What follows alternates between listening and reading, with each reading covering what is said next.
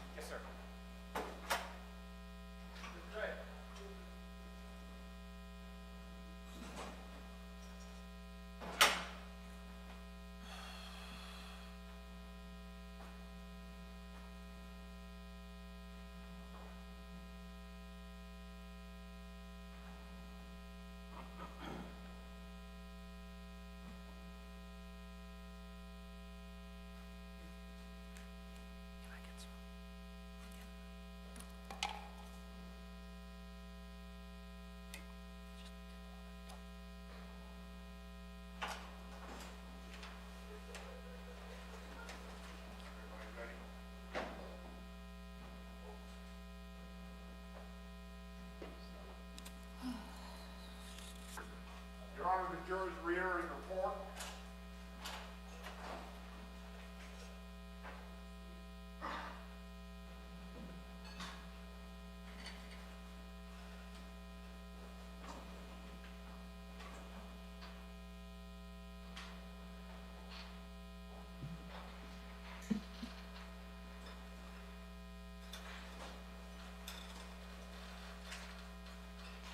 All right, members of the jury, welcome back. You guys may have a seat, of course. We're going to continue with our trial this afternoon, and the state may call their next witness. Thank you, Your Honor. The state of Florida calls Vanella Haynes.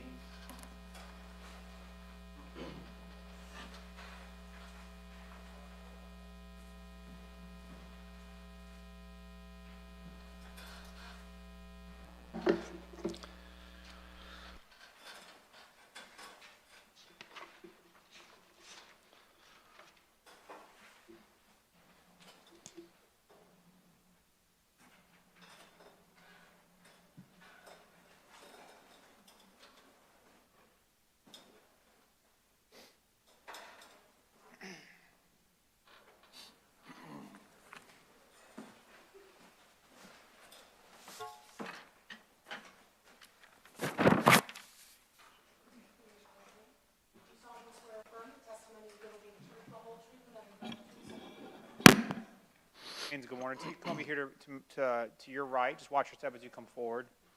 If you need a glass of water or something, let us know. We'll do our best to accommodate you.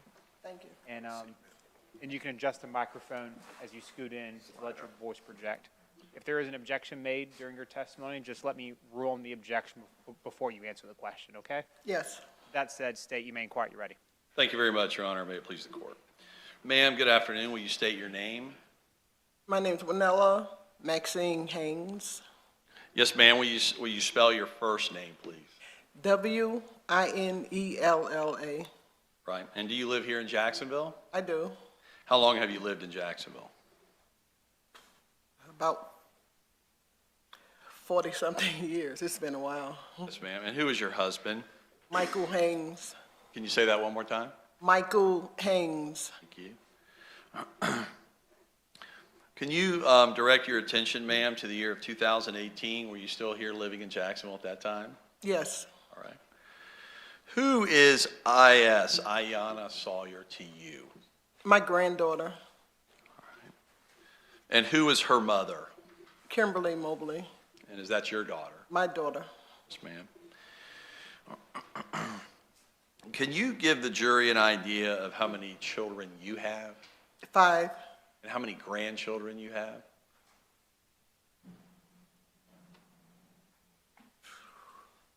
About 22.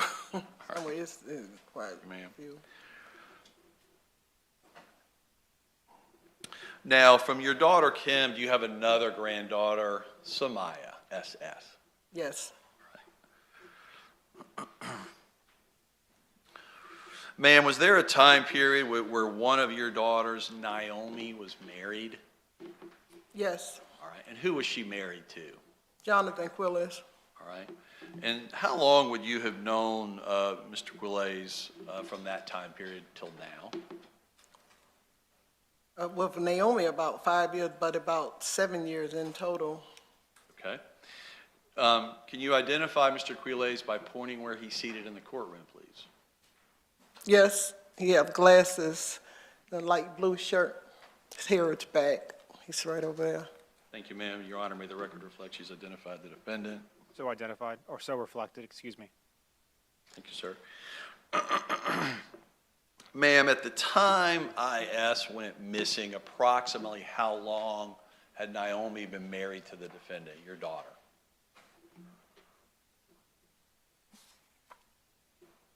Probably about 5 years. Okay. And ma'am, would the defendant be your granddaughter's uncle by marriage? Yes. Would you describe for the jury at first what kind of uncle he was to IS and if that changed? At first, he was a good uncle. At first, he was a good uncle. He was teaching and talking, and he was a good uncle, All right. a cool one. At some point in time, did that change, and was that based on observations you made? Yes. How did that change? As time went on, I walked into him. I'd seen him hugging her. He was like close to a lot of the kids, but he was closer to her. Okay. And just in terms of big picture, was he around her often? Excuse me, could you repeat that? Of course. Just big picture, in 2018, was he around IS often? As much as I know, yes. It was pretty much by his choice. As time wore on, did he become more attached to IS? Yes. You describe that, please. When I realized, when I walked into, I saw him hugging her, and he wasn't hugging her like you would a buddy, a pal, or a niece or nephew. He was hugging her like you would your spouse, your mate, or someone you was in love with. Okay, let's talk about that. Let's talk about what you just saw. Was that in 2018? Yes. All right. And where did that take place? At my daughter's house, Paula's, at one of my other daughter's house, Paula. And was that at a family function? Yes. Was that at a family dinner? Yes. And is what you're about to describe take place in the backyard of this family dinner? Yes. All right. Was there a lot of folks there at this particular occasion? At the house, yes, but outside, no. That was my next question. When you walked out into the backyard during this dinner, how many people approximately were out there? It was just me and my husband, and then him and her. All right, and so the record's clear. So it was you and your husband, Michael. Yes. And when you say him, are you referring to the Johnathan, yes. And when you say her, are you referring to IS? I am, yes. Is this evening time? It was. All right.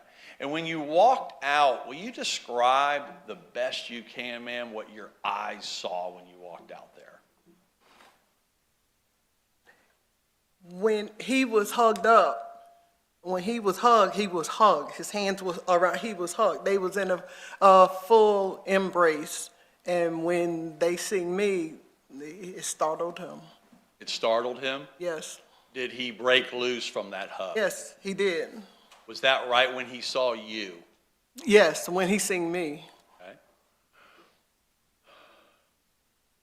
Was your husband next to you when this happened? Yes. Did that cause you some concern, ma'am? Yes. All right. Would you describe the type of hug the best you can with your own words, the type of hug this was? It was like a full embrace, like a full body embrace. Did it appear to be a hug like an uncle should be giving? No. What do you mean by that? Because usually if a uncle, you hug higher, hug quick, move on, but that wasn't, they was attached. He was hugging her. He had an embrace. Okay. Thank you, ma'am. Would you describe this hug as intimate? Yes.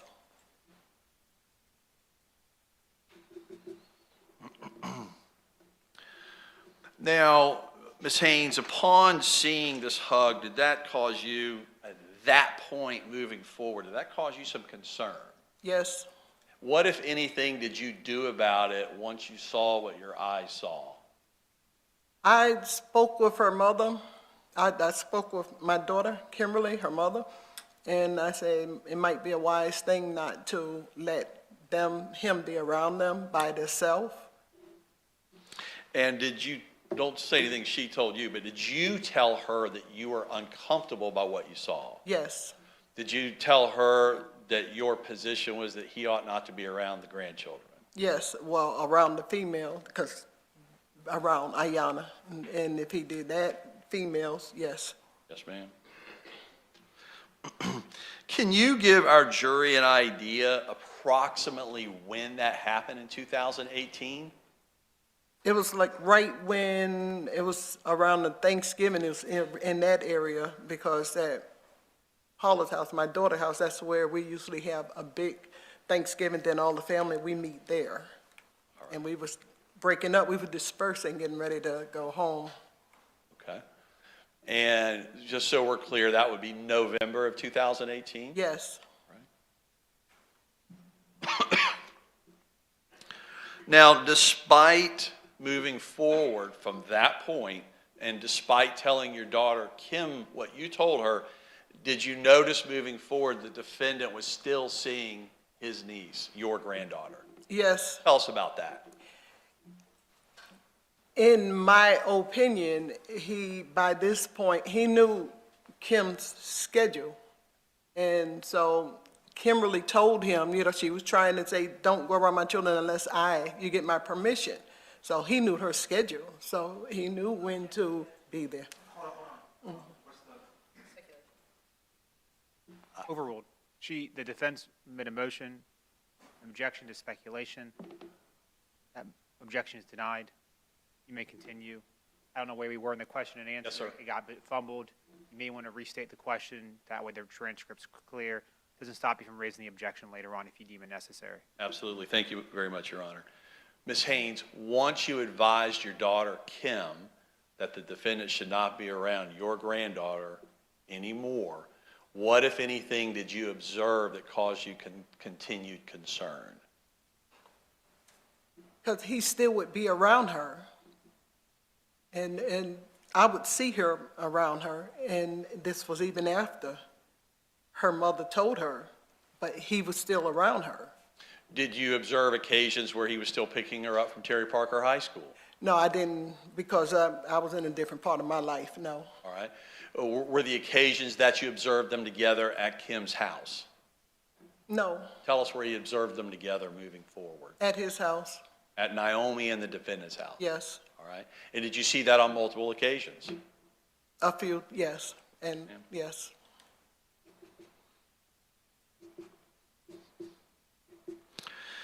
Ma'am, as time progressed from that November 2018 time period when you saw the hug, did you learn thereafter that IS was pregnant?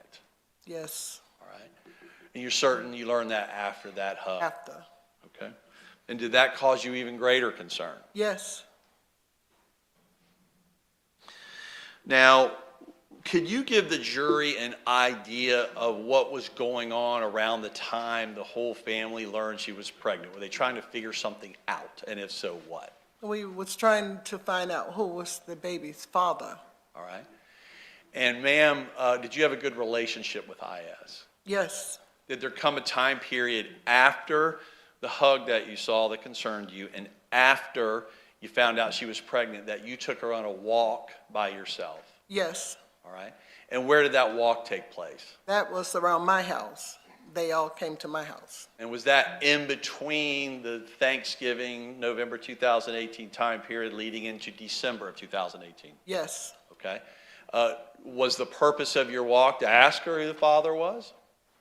just, I would like to talk with her anyway, but then, yeah, I did ask her, I'm like, well, is it something that will embarrass the family? Because she would never say who the father was. I'm like, so I'm trying to understand why not, but she would not tell me. All right. So with your question, were you asking her, is it someone that would cause shame and embarrassment to the family? Correct. Right.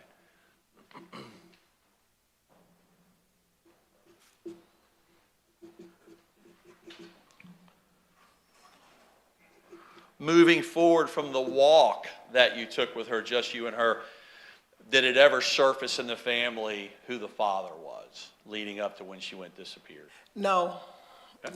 no. All right. Can you give the jury an idea of, sort of describe your granddaughter, I.S., what type of young lady she was? She was very smart. That was my little lawyer. She had other dreams. She wanted to be a surgeon, but that was my little lawyer, because I would see her work her way out of situations, or, like get excused from school, or well, because of this and this is this, and she would present her case until she was my little lawyer. No matter what her plans was, she was my little lawyer. Yes, ma'am. Did you know her to be doing well in school at that time? Yes, she was very smart. She was taking college course along with high school. Can you describe the relationship between I.S. and her sister S.S.? They was really close. As when they was younger, they had their own language between them. They was really close. Some people, if they didn't know one was older than the other, they would even think that maybe they was twins, because they was really close. They had a strong bond. Right. Did you know them to share a room together? Yes. All right. Did you know them to be around each other most of the time? Yes. Did you know them to always get along well with one another? Yes. They have any major issues between each other? No more than other children, but they was good children. Would you describe them as close, like Yes. sisters that would share things amongst each other? Yes.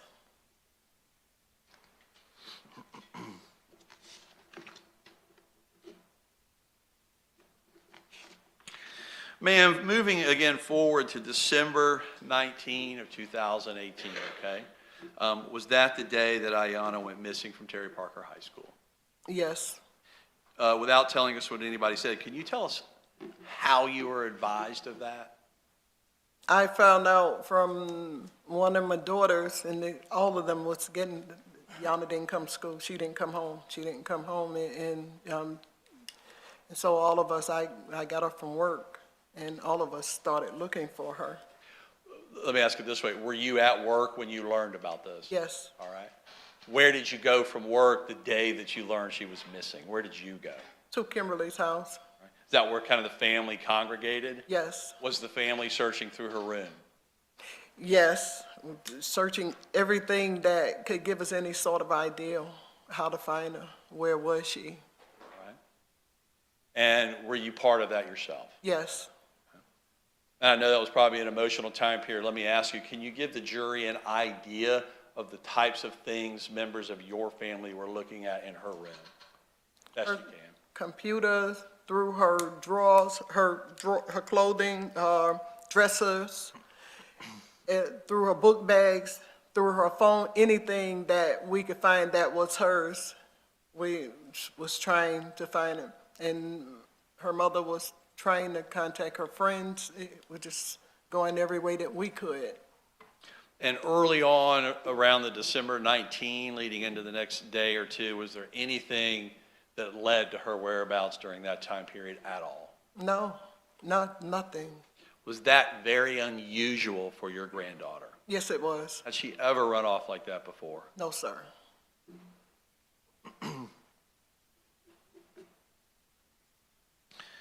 Now, eventually, the police get involved with the investigation. Is that correct? Yes.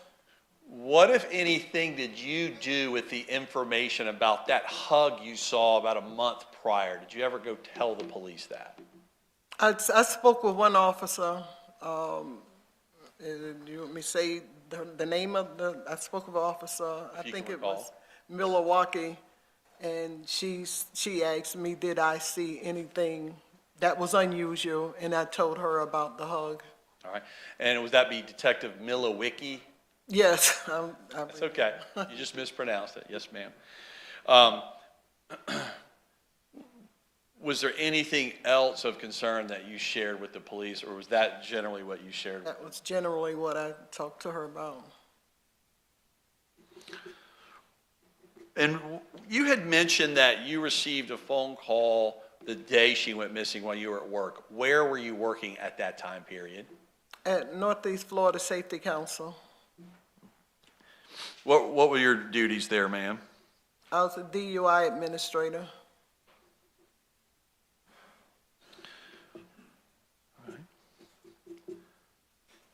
As days wore on, did you continue with your family to continue looking for ways to search for IS? Yes.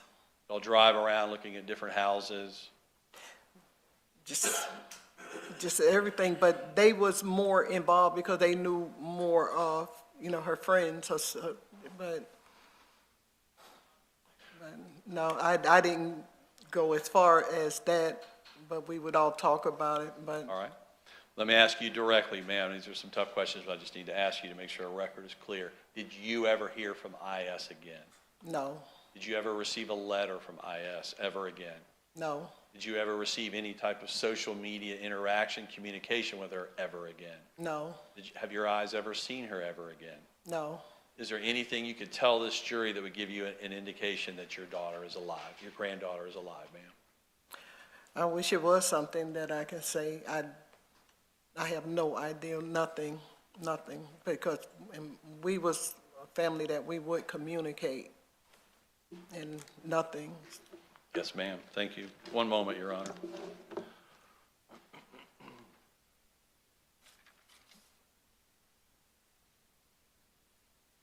Nothing further. Thank you, sir.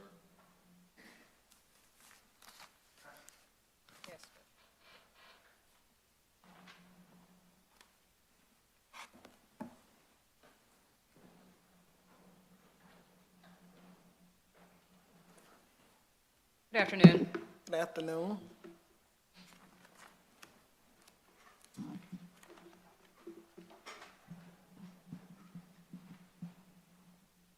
All right, ma'am, let's start with the hug.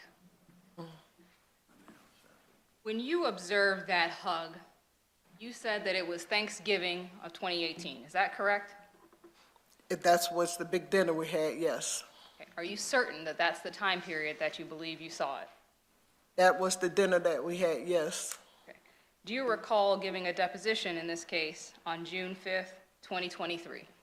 I remember giving a deposition when, I don't remember the date, but I do remember If giving I it. represent to you that it's June 2023, that sounds about right. Is that fair? Okay. Do you recall me asking you during that deposition when you believe this hug to have occurred? Yes. Do you recall answering that it was a year before this case started? That was in 2018. Correct. So if the case was December of 2018, you would agree a year before that would be late 2017, maybe early 2018. Then I was wrong in saying that because it was in 2018. Because the Thanksgiving, the walk, our dinner, she's gone. Your Honor, if I may approach.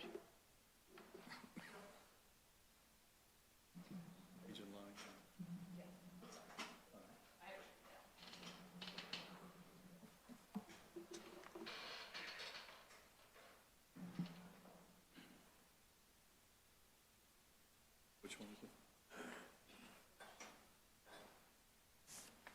Page 7, line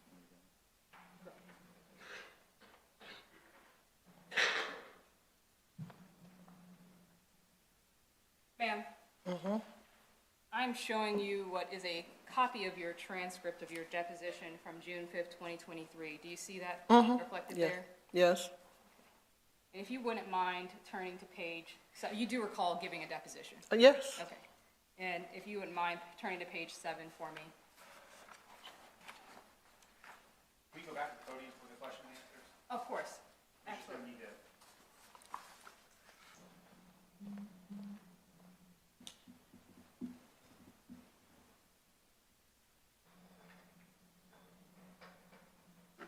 And ma'am, if I could direct your attention to page 7, line number 25. Mm-hmm. Do you see that there, ma'am? I do. If you wouldn't mind reading that line for me, please. Out. Read it out. Yes, out loud. If you, actually, in fact, what you could do, Well, time out, time out, time out, time out. I'm going to rephrase, Your Honor, if you don't mind. Okay, hold on a second. You have something to say, Mr. Skinner? Yes, sir. Objection, improper impeachment. She's already admitted it was Okay, just legal basis. improper impeachment. Sustained. Thank you. If you wouldn't mind, if you could just read that to yourself, maybe that might refresh your recollection. Do you believe that might do so? You say read it to myself? Yes, ma'am. Not out. Not out on the microphone. Correct.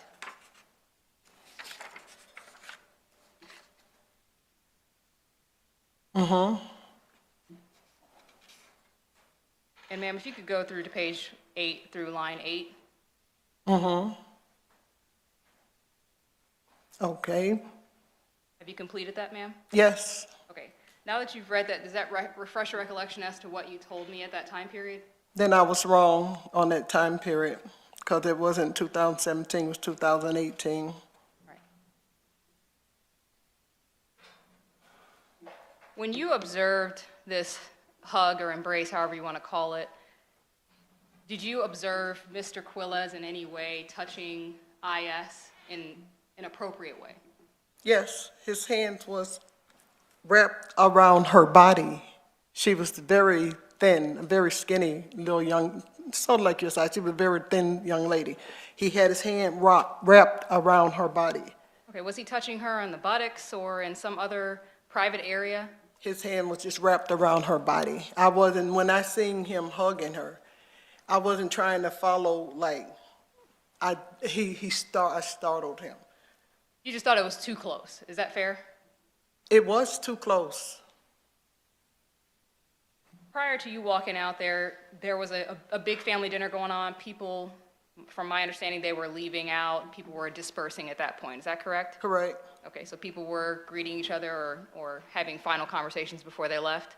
Most of the people was in the front of the house. They was going to their cars. Okay, and when you said it was a big family dinner, you're talking grandkids, aunts, Yes, uncles? yes. Lots of people were there? It was all about family, yes. Okay, and people were all over the house? It wasn't just in one area? They were all over? We was dispersing. Most of the families was going to their cars. Okay. And you have no idea the conversation or anything leading up to when you walked out, that all you saw was a hug? It wasn't just a hug. From your perspective, of course. It wasn't just a hug. If I hug my children, it's one way. If I hug my husband, it's another way. It wasn't just a hug. All right, and you distinguish those hugs based on what exactly? For one thing, his reaction. When I walked out and I seen him, he was hugging her. He jumped. I startled him.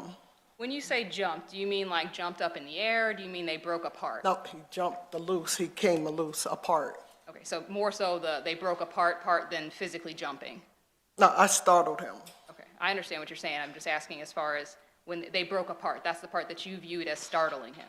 Yes, he pulled a loose. He broke apart, yes. I'm just trying to make sure it's clear. Mm-hmm. That's the part that you observed observed to be startled. Yes. Okay. And again, just to be clear, you don't know anything of the conversation that happened prior to that. You only know what happened when you walked out and saw the hug. They wasn't conversating. Do you know that? When I went out there, they wasn't conversating. Okay, when you went out there, there was no conversation happening, was but not. you don't know what happened prior to you coming out there. Is that fair to say? No, I don't know what happened prior to that, but they wasn't conversating, not verbally. When you saw them, they were not, but you do not know prior to that, correct? I don't know. They wasn't, but when I seen them, they was not verbal. Understood. After that, after you saw that, did you talk to IS about that at all? Not that, no. I talked with her mother. Okay, and when you talked to her mom, you said that you did or did not tell her about this hug? I did not tell her about the hug. Okay, you never mentioned this hug to her whatsoever? No, I did not tell her about the hug. Matter of fact, today might be the first time she's hearing about the hug from me. In fact, you never said anything to anybody about this hug that you observed and felt was so inappropriate until Detective Miliwicki talked to you and asked you about Mr. Quiles. Is that correct? My husband, Well, you said your husband was there with you, so he also was observed. with me. Okay, so you never told anybody about this hug until Detective Miliwicki asked you about Mr. Quiles. Is that that's correct? correct.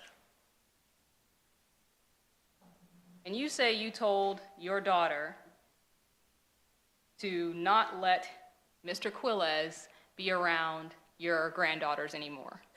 I told her that he shouldn't be around them. She ought to monitor them, make sure she monitor them. He should not be around them by himself.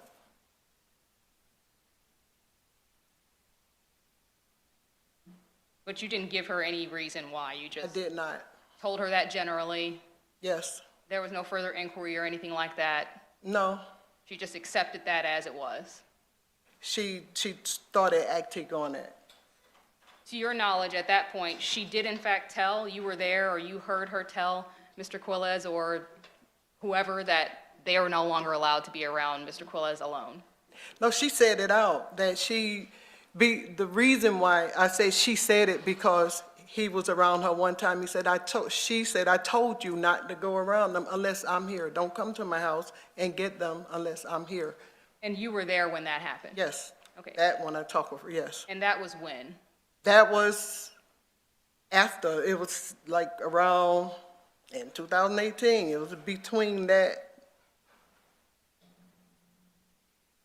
probably in the early of December. It was in the earlier part of December because I told her Thanksgiving was near the end of the month of November, and I told her, and it was one time he came around, maybe more, but he came around, and she said, I told you not to go to my house. I'm not there without me. And you were physically at the house when this happened? No, a lot of time I talk with my kids on the phone, and I hear the conversation. I conversate with Okay, so this is a No, conversation. I didn't see her tell him. I didn't see her tell him. You were not there at the house when this incident that you're describing, where you heard her say this is something that you overheard on the phone? Yeah, her telling him. I told him not to go around. I told him because she was very angry about it. And you believe this was after Thanksgiving, and on this occasion, you overheard this conversation. At that time, Johnathan Quiles was at your daughter Kimberly Mobley's house. I don't know he was at her house at that time, but she was telling him she don't want him around here if she's not there. I don't know if he was at her house at that time because he made it a point not to be there when she was there. So tell me how you could have heard her telling Johnathan Quiles to not be at her house if he wasn't there and you also weren't there.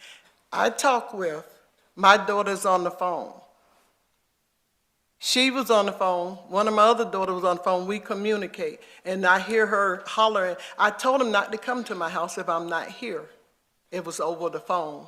Okay. I didn't see him when she Did you ever told me. hear her say specifically Johnathan Quiles, or did you hear what you just said? I told him not to come here. Yes, she said. She told him not to come there. Did you hear her say Johnathan Quiles' name? Oh, no, I didn't hear her tell, but I knew she was talking about him. How did I you know? told John not to come to the house. Okay, can you guys do me a favor? I know the tension gets high, but I need her to finish the question and before you answer, because we have a court reporter present, and it has to be an accurate depiction of what occurs. So just wait a hot second after the question, then you can answer the question, and she'll do the same thing to you when you respond, when you provide your answer, all right? Yes, sir. Thank you, ma'am. Ms. Michelle, you may continue. So my question was, did you ever hear her say his name in any way, or did she say, as what you said earlier, I told him not to come over here when I'm not here? She said, I told John. That's what we called him, John. We didn't call him Johnathan.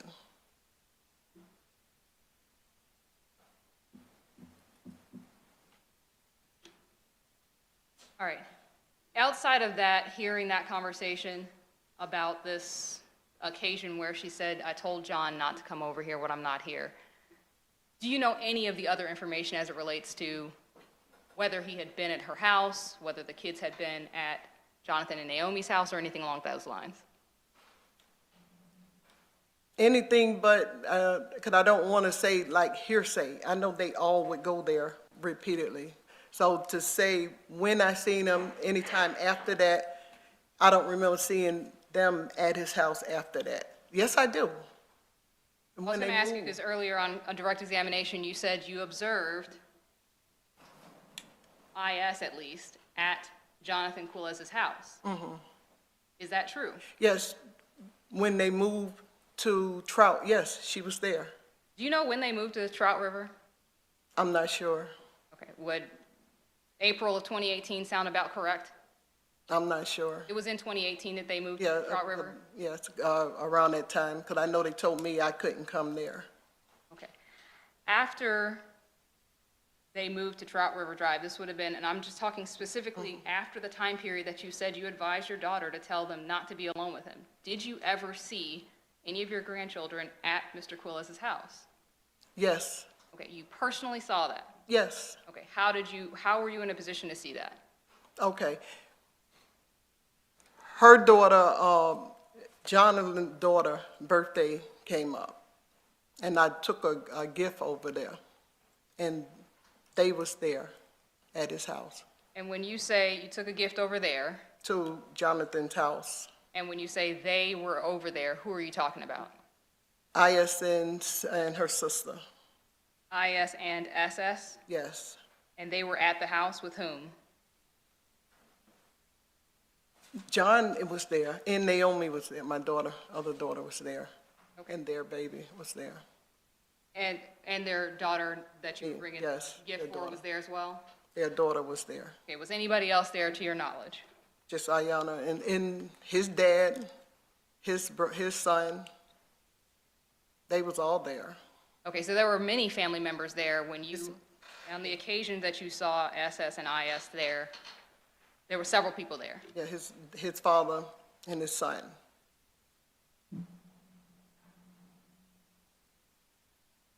Did you ever, at any point in time, ever have the occasion to see IS or SS at the house with John alone? No, Okay.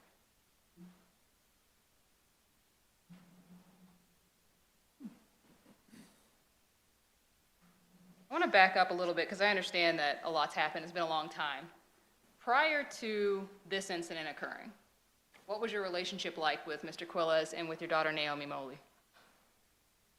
I thought it was good. When they first got together, he came to me and asked me, could he marry her? Like, as long as you don't hit her, I raised her, don't hit her. And they was good. I thought they was a good couple. And did you and Mr. Quiles have a relationship, a close relationship, or a good relationship? At first, yes, we did. And did you get to know him?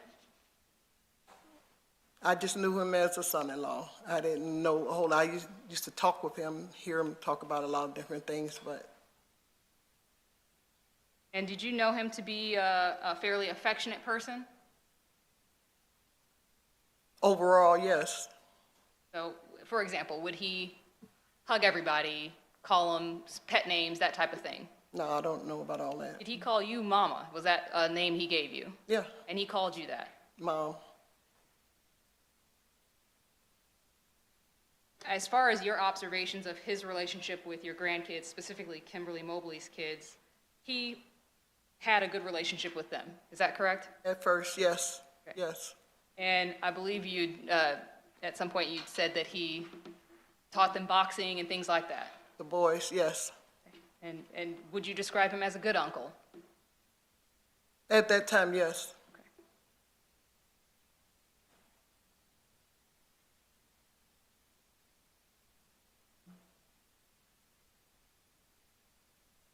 And obviously, again, the case might change things, but prior to this, you observed him doing normal uncle things, nothing out of the ordinary, correct? Nothing out of the ordinary. He was normal. Is it also fair to say that since this case has started, that may have tainted your view of some of the things that you saw prior to? Even before this case started, yeah, I started noticing changes. Okay. And would that have anything to do with the allegations and the accusations that happened around that time that said that IS's unborn child was Johnathan Quiles? The father of, I'm sorry, the Could you- father of her unborn child was Could you Johnathan Quiles. repeat the question again? What I just asked you was whether that may have tainted some of your view of him, of Mr. Quiles.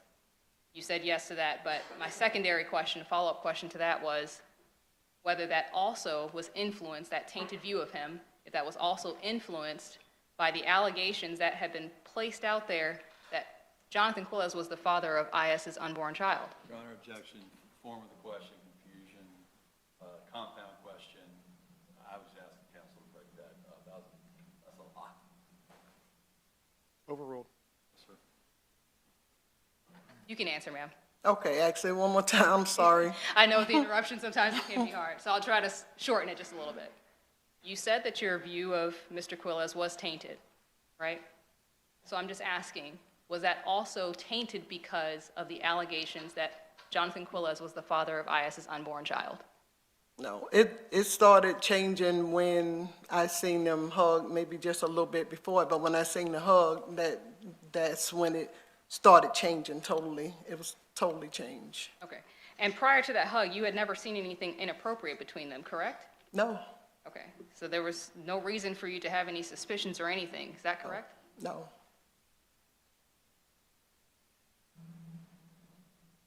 As far as Kamar Humphrey, did you know about the allegations of sexual battery that Kamar Humphrey did against IS? I heard about it, and that's all it was. I heard about it. Okay. You weren't a part of any of that process or anything like that, reporting or anything like that? No, Okay. And you didn't know him? no, I didn't know. And you never observed anything personally between Kamar Humphrey and IS in any way? I don't even know who he, if I was to see him, I wouldn't know him. Fair enough. And you said that you talked about a conversation that you had with IS, I believe it was around the same time period that we've been talking about this whole time, in the after Thanksgiving time period. You said you kind of went on a walk with her and talked to her about if this might bring shame to the family in some way. Shame, I asked her, would it bring shame to the family? And did she ever, and you don't have to tell me anything that was said, but did she ever at any point identify who the father was to you?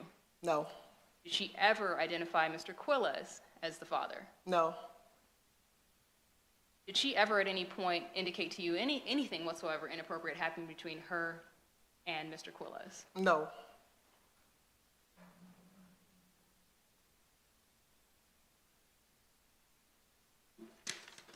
Just a moment.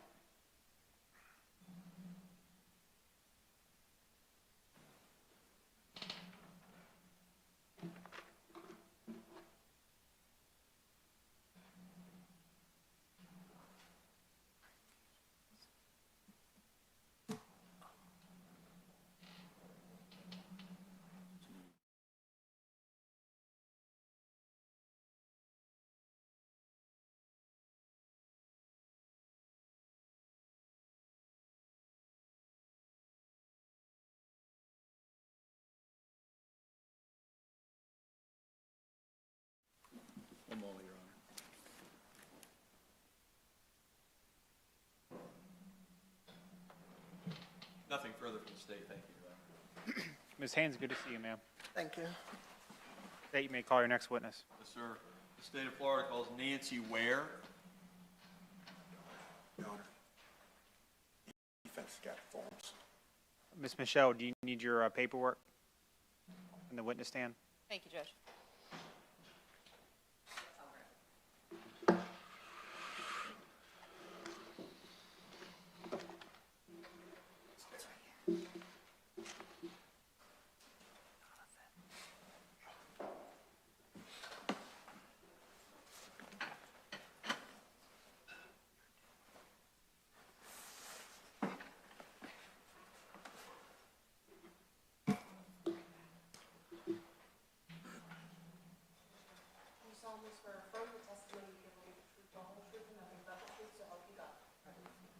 Ms. Ware, good morning, good afternoon, ma'am. Just watch your step over here to the right. Need a glass of water or something, let us know. We'll do our best to accommodate you. Let's see, man. You can adjust the microphone as you deem necessary to kind of project your voice in the courtroom. If there is an objection made by an attorney during your testimony, I just ask that you pause, let me rule on the objection, and then we'll go from there, okay? Yes. All right, ma'am. State your name, quiet, you're ready. Thank you, sir. Good afternoon, ma'am. Good afternoon. You introduce yourself to the jury. Nancy Ware And can you tell us where you live, ma'am? in Georgia, What city? Columbus. And who do you live there with? Me and my husband, Clifford Ware, All right. And how long have you lived there?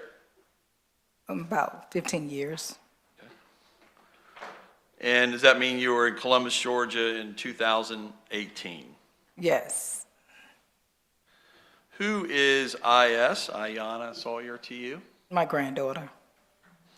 And is that by your son? Yes. And is your son's name Willie? Yes.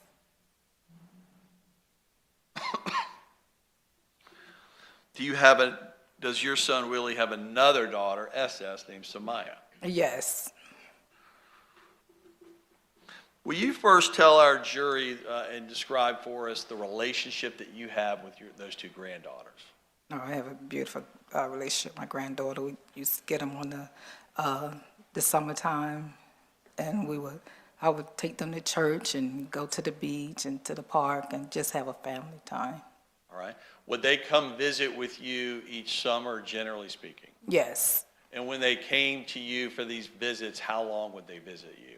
Probably around June till about to the end of July. All right. And that's typically, Yes. all right?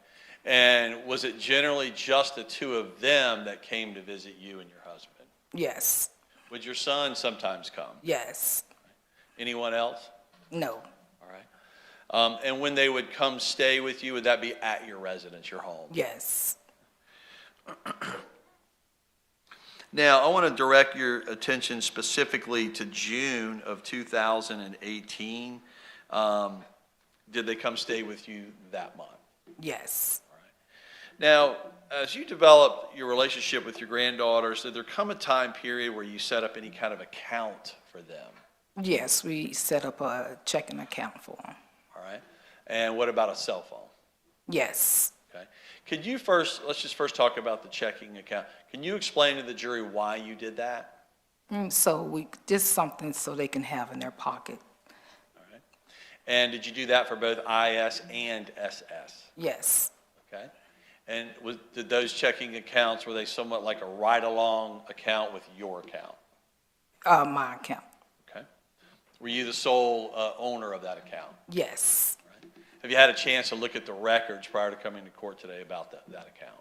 No. All right. Ma'am, I want to ask you, with respect to the amounts that you were putting into these particular accounts. $25 every Okay. 2 weeks. And, that's my next question. How often would you put that amount in? Twice a month. Okay. And did you do that for both granddaughters? Yes. And was that for the purposes of just giving them spending money? Yes. Right. And can you give us an idea about how long you were doing that for each? Probably about 3 years. Okay. And would that be leading up to when IS went missing? Yes. Right. Obviously, you probably continued to give to SS after that? Yes. Okay. Your Honor, my approach, I'm sorry.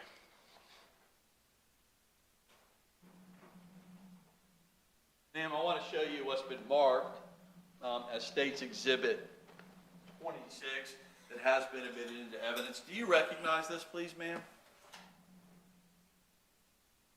Yes, I do. What do you recognize it to be? A checking account. All right. At this checking account, will you first tell us what's the name of the bank at the top of this record? Navy Federal Credit Union. Is that where you do your banking? Yes. All right. And is your name noted at the top of this account, looking at page 2? Yes. Does it have your account number on it? Yes. Does it have your granddaughter Iyana's name on it? Yes. Is the name of the account a campus checking account? Yes. Does it have a line item entry of each transaction that occurred on or between the dates of December 16, 2018 to January 15 of 2019. Yes, Were you the account holder of this account, ma'am? yes, Did you do this for both IS and as well as SS? yes.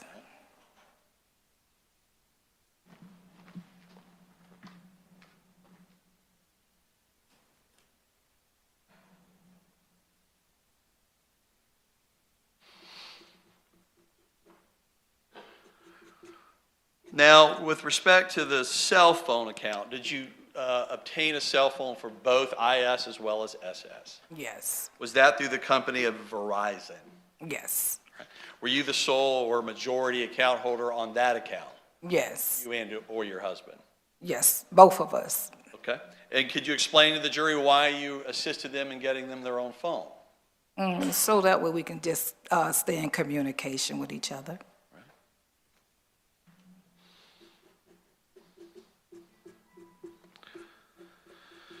Now, the statement, the banking statement from Navy Federal Credit Union, did that statement come directly to your home address on a monthly basis? Yes, Did you continue to monitor that on a monthly basis? yes, Did you continue to monitor that statement and account up until she went missing on December 19 of 2018? yes, I did. Did you continue to monitor that account after she went missing? Yes, All right. Now, I noticed, ma'am, on that record that on 3 dates, specifically December 19, 2018, as well as December 31st of 2018 and January 2nd of 2019, 2 of those days after she went missing, you put $25 into her account? well, it was coming in automatic. That was my next question. Great. So those 3 $25 deposits were made from your account Yes, to her account? yes, And was that done on a monthly basis and or biweekly basis automatically? yes, automatically on a monthly, every 2 weeks. Now, I noticed you did not stop the $25 deposits after she went missing. Tell the jury why not. Because I was having hope that someday she'll return back, and it would be soon. Did you notice any account activity, any spending, any specific charges or transactions that kept occurring after she went missing on December 19 of 2018? No, Other than the random recurring charge like to an Apple Tunes monthly right, account? yes, All right. Did you see that on this particular month I just showed you? yes, Okay. As time wore on after she went missing, going into January of 2019 and all the months following, did you ever see any transactions whatsoever on that account for IS? no,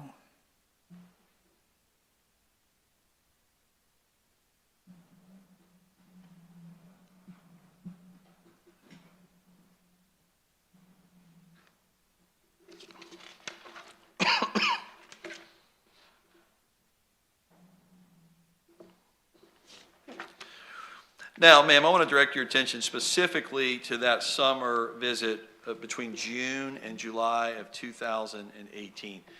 Did that particular summer visit end in the early portion of July 2018?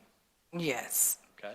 And sitting here today, is there any way you can tell us the exact date, or is it just early July? Early July. Yes, ma'am.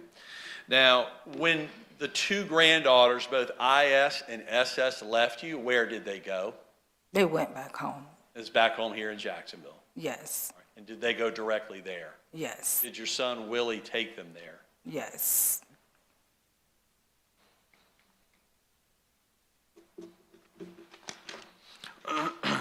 Ma'am, after she left your home in early July of 2018, did you learn thereafter that IS became pregnant? yeah, back in November. That was my next question. So first, just answer yes, you did. Yes, All right. Can you give the jury an idea of what month you learned about that?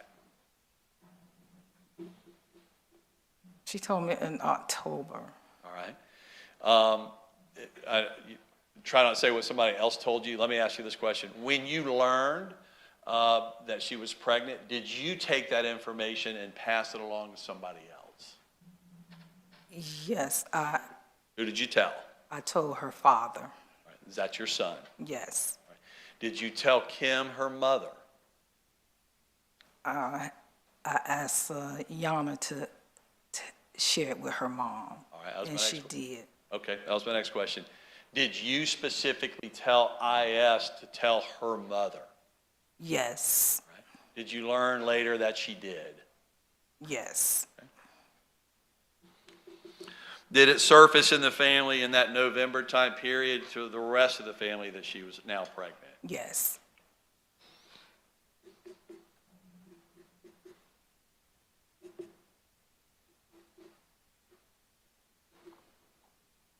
Now, with respect to that cell phone account, did you continue to monitor the monthly statement and/or monthly charges even after she went missing?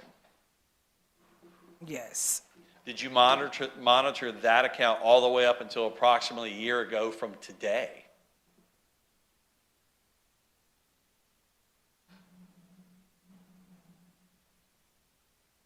no, Tell me about how long you monitored that cell phone account after she went missing. I think till January Of what year? 2019. Okay, all the way back to that time period. Was there anything that you ever saw on the cell phone account that indicated there were charges being made on that phone, transactions being made in that phone calls being made in that phone, anything of that nature? No, Did you have any sign of her ever again on either account? no,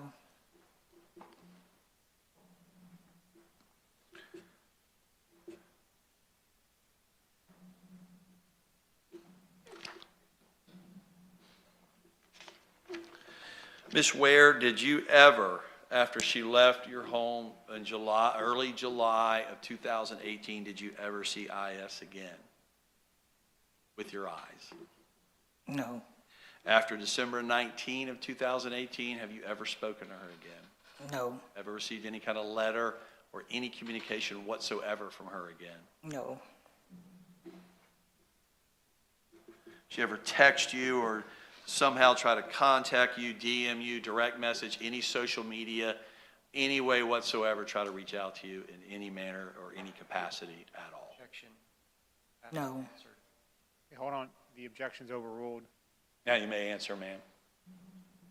no.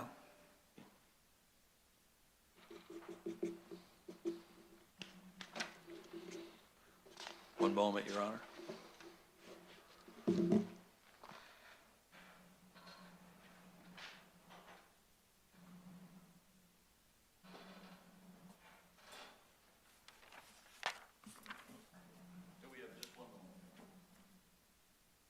Ma'am,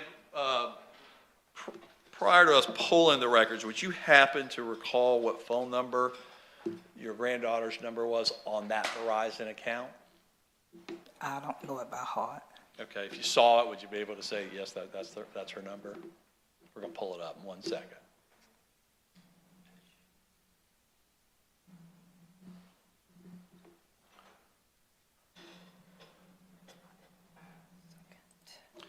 We're now showing you and placing in front of you, ma'am, State's Exhibit 27.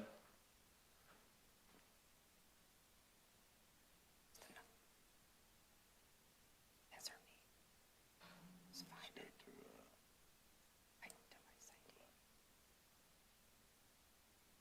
Just had it a second ago. Subscriber information, there we go. Okay. Go on.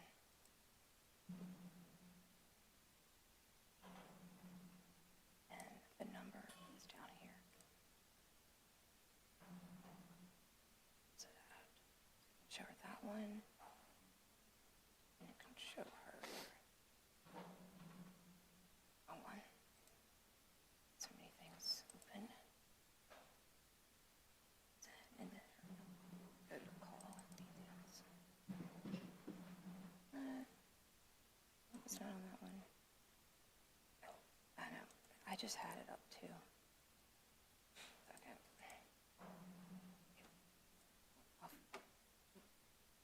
Here it is right there. Take the 9293. It's right there. search off of the jurors. Stay, do you mind unpublishing? Yes, Your Honor, it's up the page that we're after. Okay. Ma'am, can you see that on your screen? Did that come up on your screen? Do you see what we're all looking at?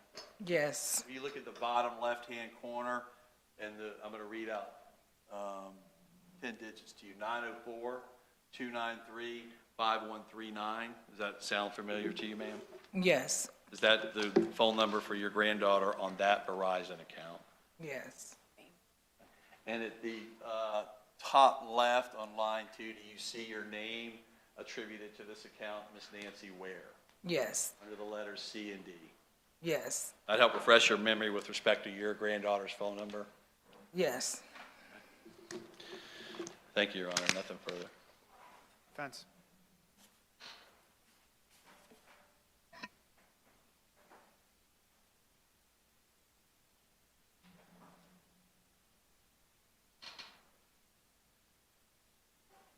Good afternoon. Good afternoon. I'll wait till Mr. Skinner is seated. No, you're fine. All right, ma'am, I just wanted to start by asking you, I know that you gave some testimony on direct examination, so I just want to follow up on a couple of things. As far as you can remember, IS told you first that she was pregnant, correct? Yes, And you recall informing her that she should tell her mother. yes, Okay. You yourself, you don't remember being the one to tell Kimberly Mobley that IS was pregnant. no, Okay. You did, however, tell your son. yes, Did at any point IS indicate to you who the father may be? no, Did she ever eliminate anybody and say, I know for sure it's not this person or anything like that to you? no, Did she ever tell you that her father, the father of her unborn child, was Johnathan Quiles? no, Did she in fact tell you that it wasn't Johnathan Quiles? yes,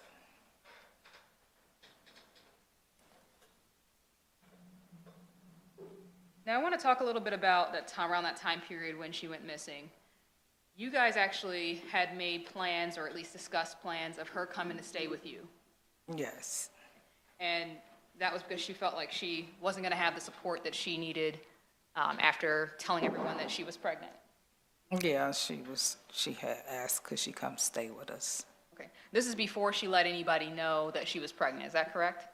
Yes, After she had let at least her mother know, she still wanted to come and stay with you, is that correct? yes, And is that just because it wasn't received well that she was pregnant? she was just really scared. Understood. And she trusted you, and she had a good relationship with you. Yes, And you guys were close, you talked about, obviously you talked about these things, and she felt like she could confide in you, correct? yes, Was she pretty truthful with you as far as you know? when it came to the pregnancy, she didn't tell me. She just didn't tell me who the father was. Right. But in general, she was pretty truthful with you. Yes, Outside of her not identifying exactly who it was, everything else you believe you talked to her about, she was truthful about. yes, Now I want to talk to you about the debit card that we were talking a little bit about, or that you talked a little bit about with Mr. Skinner. That debit card you set up for her and that you were putting money into, she was using that from time to time, correct? yes, Okay. And on the day that she went missing, were you, well, or maybe it was after, but whenever it was, were you at some point asked to check her credit card usage, or debit card usage, sorry, to see if she had made any transactions?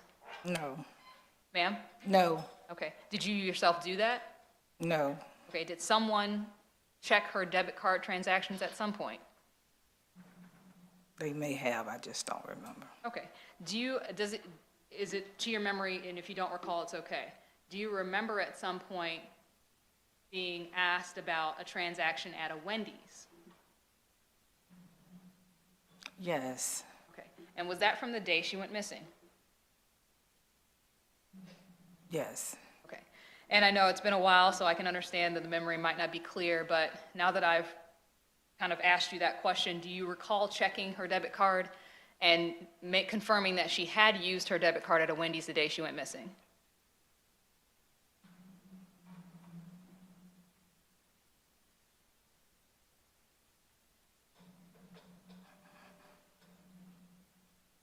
Can you repeat that? Yeah, of course I can. I know I asked you about the Wendy's, and you kind of seemed like you were coming around to it and remembering that. So now that I've asked you that question about the Wendy's transaction, do you now recall that it was you who checked her debit card usage and saw that she had a transaction at Wendy's the day she went missing?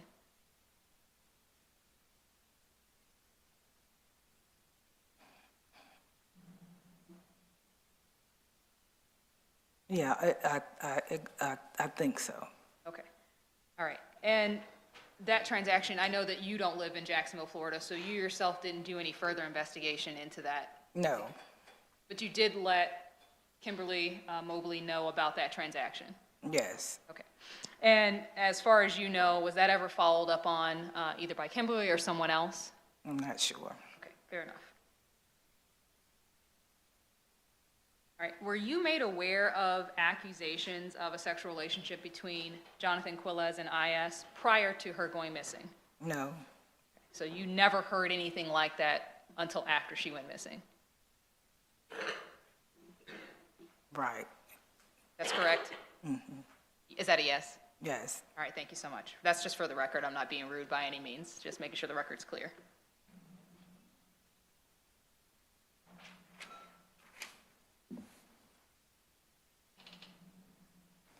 And as far as her cell phone goes, I know you said that you monitored that until about January 2019, so maybe like a month or so after she went missing? Yes. Okay, and then after that, did you guys discontinue that phone number, or? Yes, we just continue it. Okay, and that was something that you and your husband were paying for, Yes. for her to use? Yes. All right, thank you so much.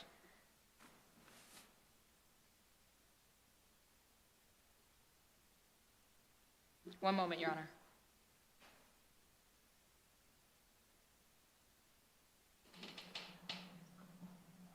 Nothing further. Any redirect from the state? Very briefly, Your Honor.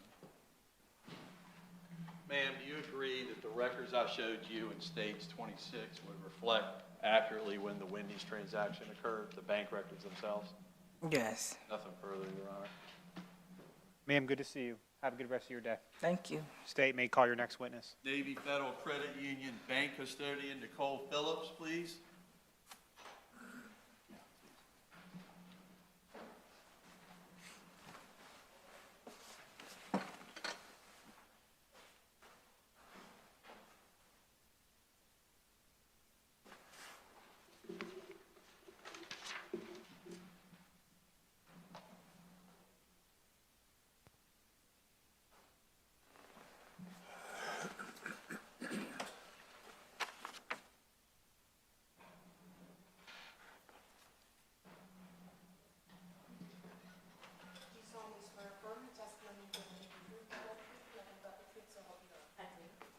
Ms. Phillips, good morning to you, ma'am. You can come over here to your right. I can imagine this is not what you thought you were doing here today.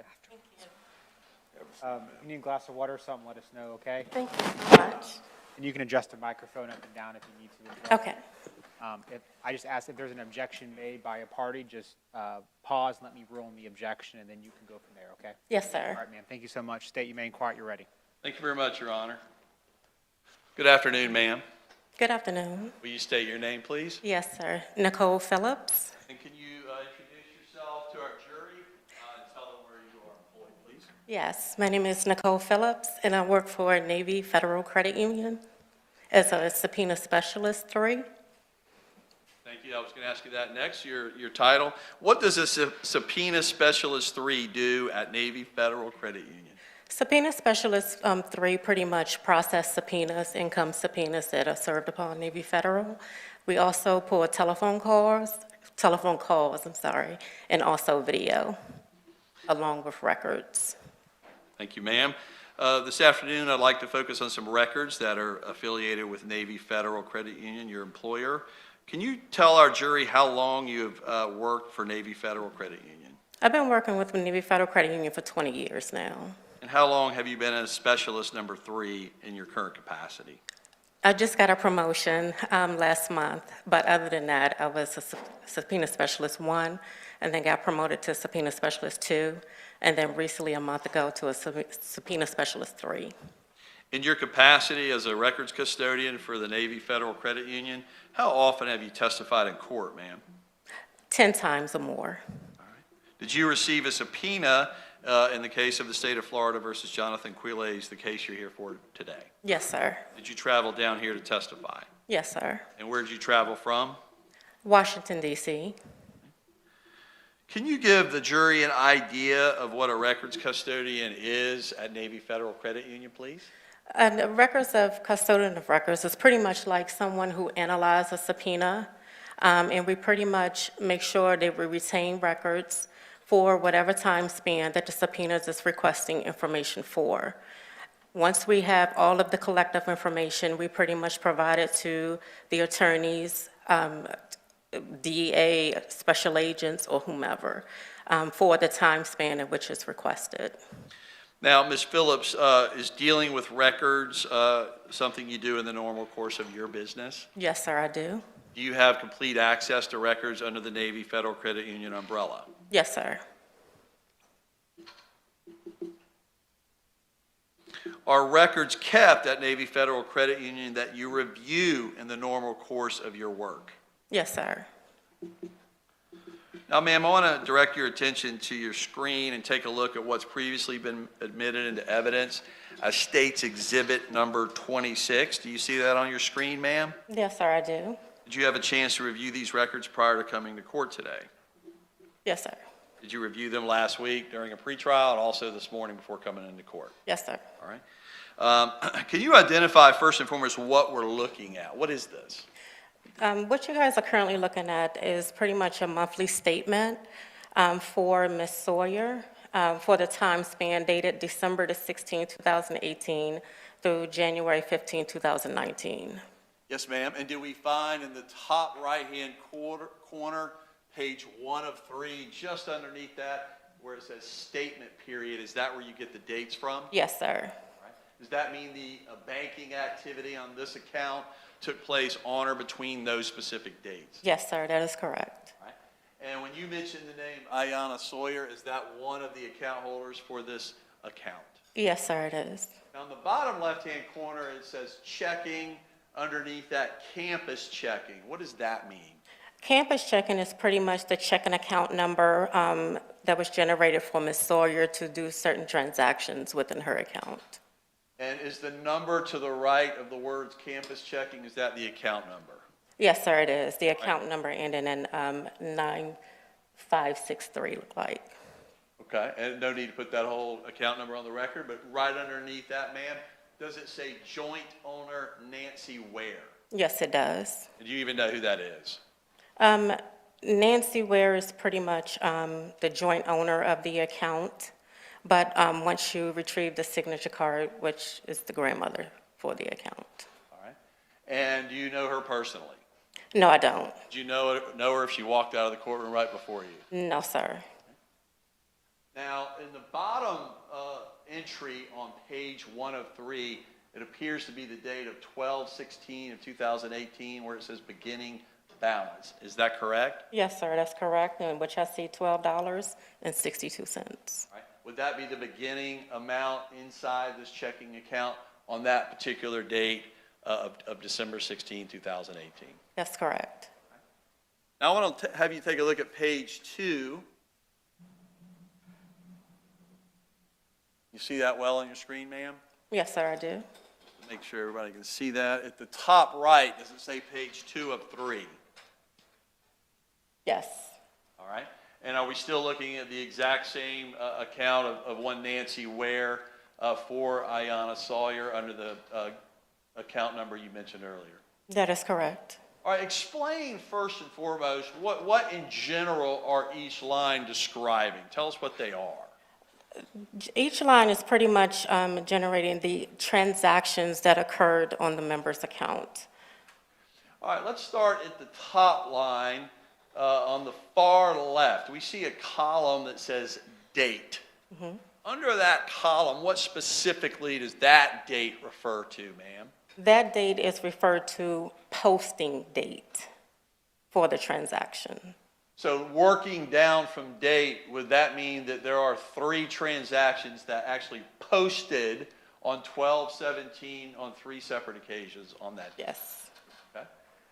And then let's move across the first line, POS debit dash debit card, 7252 transaction date 12/16/2018 at a Circle K in Jacksonville, Florida. Will you describe that line for us, please, ma'am? Yes, that transaction occurred on December the 16th, 2018, for the amount of $1.09, which posted to the account on December the 17th, 2018. Yes, ma'am. So if I hear you correctly, is 12/16 the date of the actual transaction? That's correct. Is 12/17 the date that that transaction posts at the bank record? That's correct. Right. Now, moving down to line 2, does that mean, for example, in line 2, the posting date is December 17 of 18, yet the actual transaction at Dollar General was on December 14th of 2018? That's correct. Will you take us to a Wendy's entry, ma'am, about right halfway down to the second posting date of December 19 of 2018? Will you explain to our jury what that transaction is about and when it occurred, please? Yes. That POS debit transaction is when the member utilized the debit card on December the 13th, 2018, for the amount of $2.13. However, the transaction didn't post until December the 19th. All right. So, ma'am, we see that 6 days between when the actual transaction occurred to the posting date. Is that accurate? Yes. Is that unusual, or is that something that normally happens with respect to bank posting? No, that's perfectly normal. Is there any doubt in your mind, ma'am, that that Wendy's transaction occurred on 12/13 of 2018? No, that's the date that it actually occurred.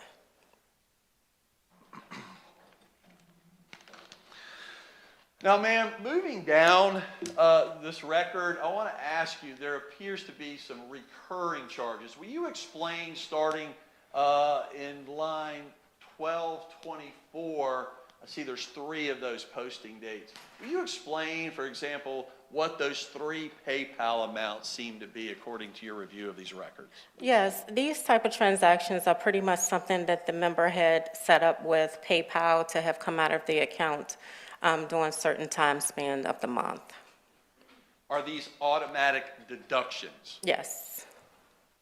Regarding the second entry on December 31st of 2018, we see what appears to be an Apple Tunes transaction. Will you describe that as well, please? Yes, that's another transaction that came out of the member's account for $2.99. The transaction took place on December the 30th, but didn't clear the account until December the 31st. Thank you.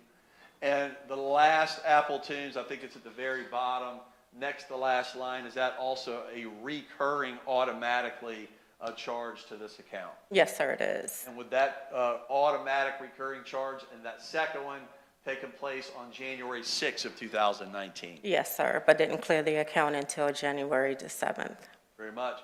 And then finally, the ending balance of this account was January 15 of 2018 of $43.90. That's correct. So, ma'am, that means there were some additions or deposits made to this account. Is that correct? Yes. Will you identify for our jury, please, 3 deposits that appeared to be made by one Nancy Ware on December 19, December 31, and then the next month on January 2? Will you Yes. describe those?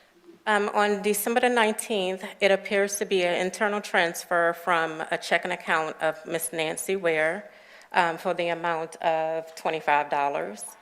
On December the 21st, there was another internal transfer from Miss Nancy Ware for the amount of, it looks like $17.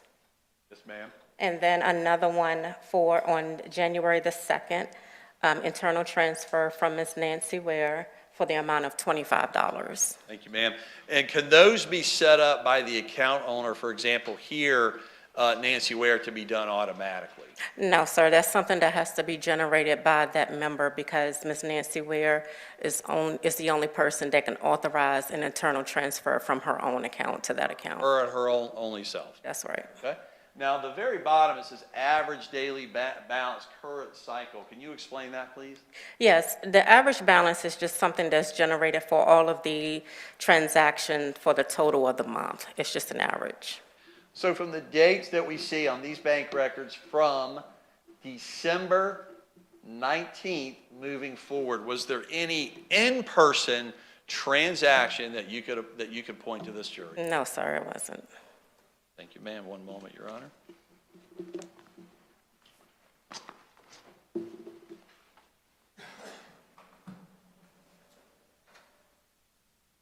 Your Honor, nothing further.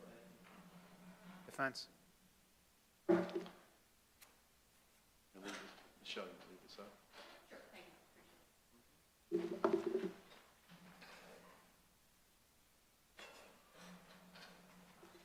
Good afternoon, Ms. Phillips. Thank you so much for You're being here welcome. with us. Good I just have a couple of questions. I won't take long at all. Yes, You said that the transactions, I'm going to point you directly to the ones that are highlighted from 1224. Mm-hmm. 3 transactions from 1224. You said that those are automatic deductions. Yes. How do you know that based on looking at this, that those are automatic deductions? Because those are something that's for PayPal, that's for the amount of the dollar amounts. Understood. And because it says PayPal, that's what indicates to you that it's an automatic deduction, meaning not something that someone generated, but that means that that's automatically coming out. Yes, ma'am. Okay, is it possible that that is a transaction for someone ordering a game, that type of thing on their phone, and using PayPal to pay for it? No, ma'am, that's something that I can't testify to. That looks like that's something that comes out of the member's account every month for like a membership or something like that they have for PayPal. Okay, and so if there is testimony that that potentially was kids ordering something on a game, you don't think that that's possible, that that's what that transaction is? No, I don't. If someone did order a game on their phone and use PayPal, what would it look like instead of this, which you're saying is not what that would look like here? It would pretty much have the dollar amount of how much that game actually cost, and the date of the date that they ordered the game, and then I also have the posting date of when the funds came out of the account. Okay, so and maybe I might ask the question slightly differently. Everything that you just described, I see on this line. So what would be different between what you just described and what we're looking at on this bank statement here? It just looks like something that's system coming out of her account on a monthly basis.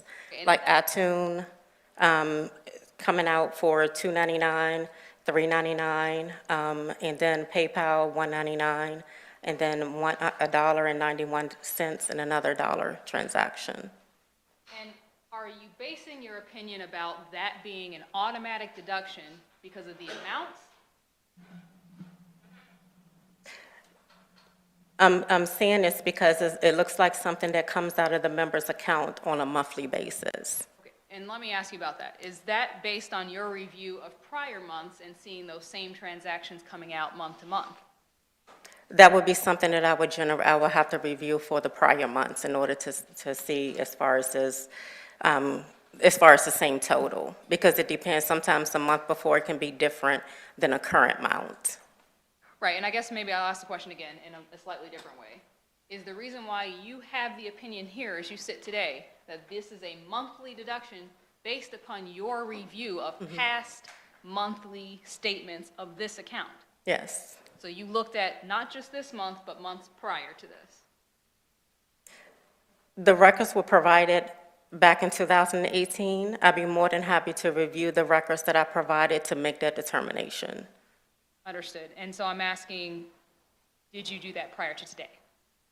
Look at the prior records? No, I did not. Sorry, I'm trying to make it clear. I'm not trying to trip you up or anything Yeah. like that. You did not review those, so you cannot confirm to us that those transactions happened in the month prior or the month prior to that? As of today, because I have not seen the record since 2018, but however, looking at the dollar amount for the transactions, they look like they appear to be monthly transactions that's being taken out of the member's account. Okay, understood.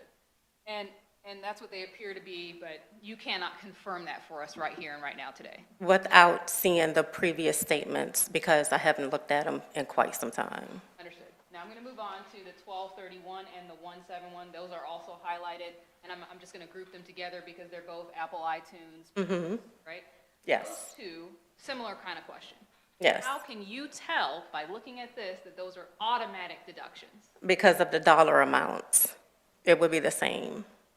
And again, like if something was ordered on the phone or something like that from iTunes, you wouldn't be able to tell a difference looking at that she just signed up for that on that day or anything like that without looking at past records to confirm that they were multiple months in a row that this charge had come through. Correct, but they do appear to be monthly information.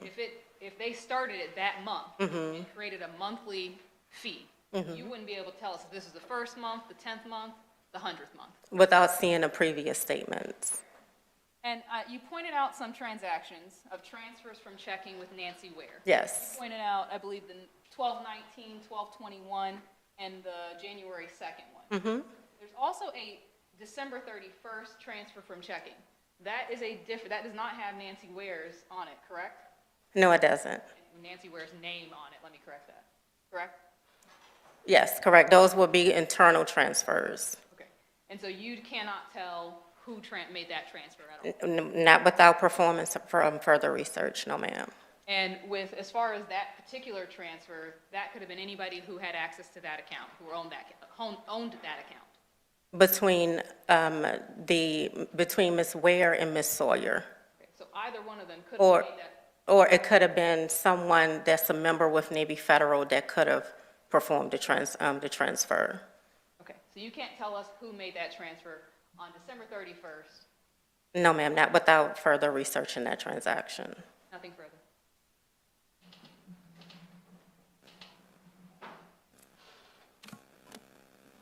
Nothing further. Thank you, Your Honor. All right, ma'am, good to see you. Okay, thank you. State, can we call one more witness, or is it lengthy? Okay, we'll call your next witness, and we'll take a break thereafter. Yes, sir, Your Honor. State the next call, Jack Brown.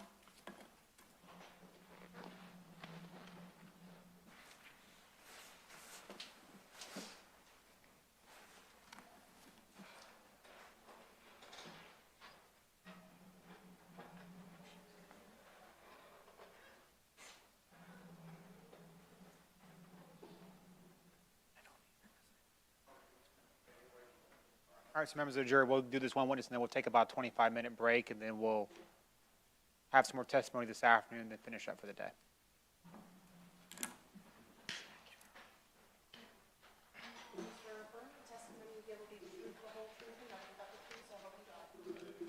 Mr. Brown, good to see you, sir. Just come over here to your right. Watch your step as you come forward. Need a glass of water or something, let us know. We'll do our best to accommodate you. You can adjust the microphone as you deem necessary to project your voice, and if there is an objection made, just pause before you answer the question. Let me rule on the objection. We'll go from there. That said, state your main inquiry ready. Thank you, Your Honor. Good afternoon. Good afternoon. Please introduce yourself to the jury. I'm Jack Brown. I'm the owner-operator of the Chick-fil-A at Southside Boulevard at Tinseltown. How long have you owned that location of Chick-fil-A? 13 years. What are your responsibilities as an owner? Are you a franchisee? Yes, ma'am, I am. So what are some of your responsibilities as an owner? I'm responsible for all things to include hiring people, so the whole HR function, operations, marketing, so everything. Would that include business records? Yes, ma'am. Does that also include employment records? Yes, ma'am.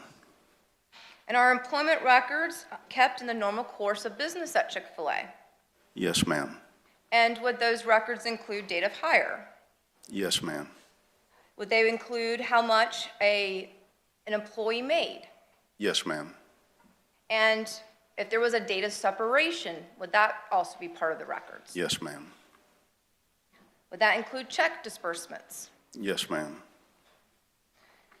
So, Mr. Brown, I'm going to draw your attention back to 2018.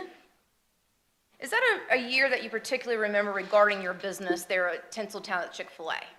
Absolutely. We went through a remodel. And so did you actually have to close down the Chick-fil-A restaurant during that remodel? Yes, ma'am. And when it was time to reopen your business with the remodel, were you looking for new hires? Yes, ma'am. And did you put out that Chick-fil-A at that location was hiring? Yes, ma'am. Now, did you actually, as the owner, participate in the hiring process at that time? Yes, ma'am. Since Chick-fil-A obviously was not open, did you conduct interviews at a different location? Yes, ma'am. We conducted it at the Starbucks that was just south of our location. And was one of those potential hirees Iyana Sawyer? Yes, ma'am. And did you actually personally meet, and I'm going to use her initials for now on, IS? Yes, ma'am. And after the interview, was she hired? Yes, ma'am. And do you remember approximately what month of 2018? She was hired in November 2018.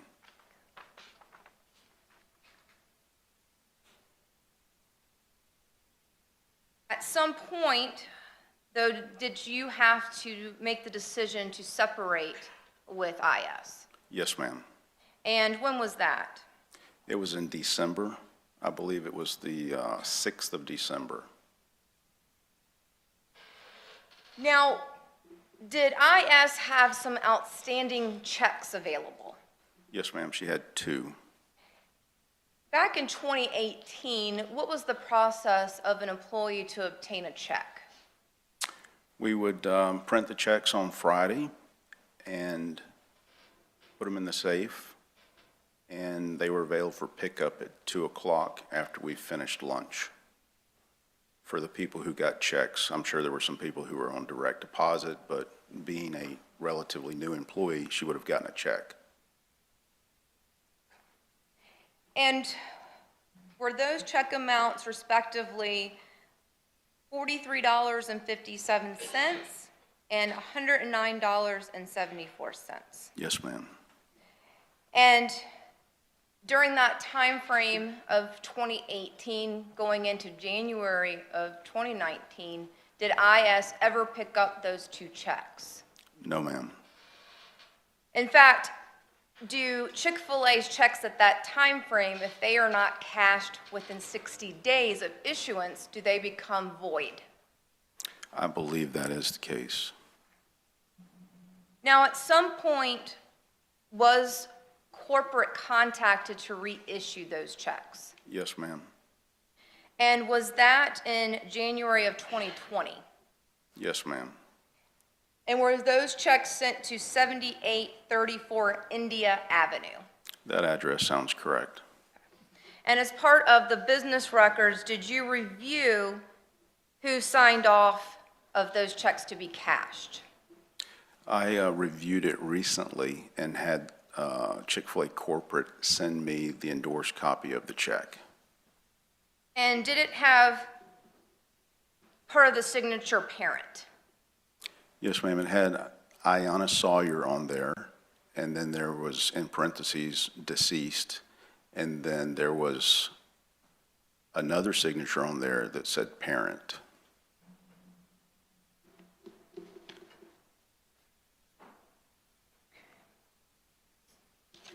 No further questions, Your Honor.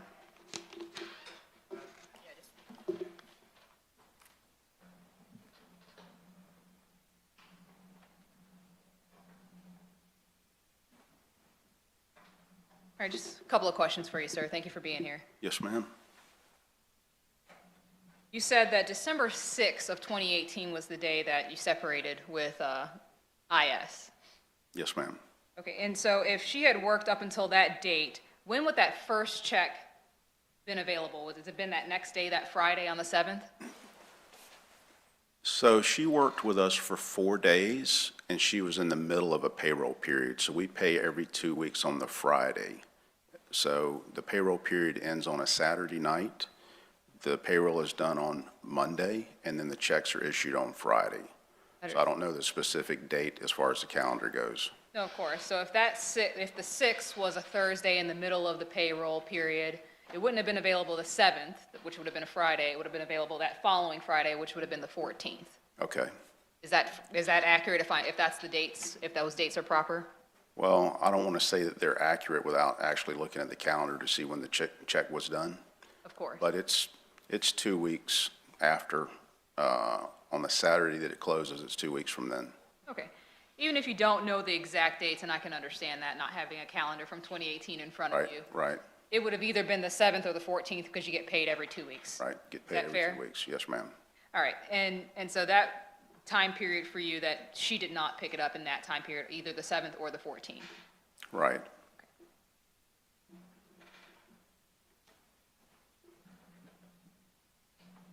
And you said she had worked there only for a few months at that point in time. Do you remember the exact length of time she had worked with you all? Well, it was 4 days. I'm sorry, days. I Yes, ma'am, apologize. 4 days. 4 She's- whole Her days. start date was the 24th of November, and her end date was the 5th of December. But in that time period, there were only 4 days that she worked. Understood. And is the reason why there were 2 checks during that time period because there was the first maybe couple of days or day Right?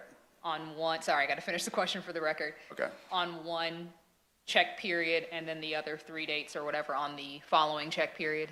Yes, ma'am. Okay, so is it possible that that first check would have been available even before that Friday of that week? Yes, ma'am. I don't have anything further. Thank you. Any redirect? Yes, sir, Your Honor. Mr. Brown, good to see you, sir. I have a lot of questions about how Chick-fil-A does business, but I'll save that for another day. Absolutely. All right, good to see you, sir. Yes, sir. Thank you. All right, members of the jury, we'll take a break now. It's 3:15. I'll give you guys 25 minutes. We'll come back at 3:40, and then we'll wrap up for our afternoon session. Please remember, don't discuss the case among yourselves or each other. Don't do any independent research. We'll see you guys then soon.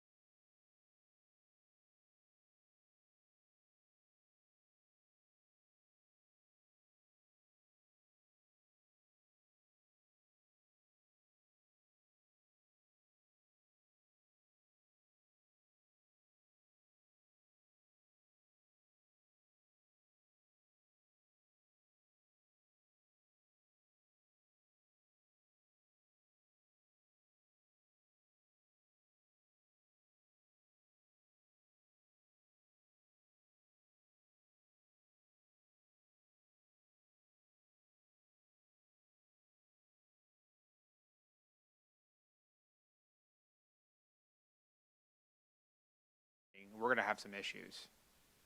So I'm just seeing how this is going to play out. In that light, Judge, as far as schedule, again, if we're there, of course, penalty phase, we believe we can accomplish in one day, both of us. I understand, but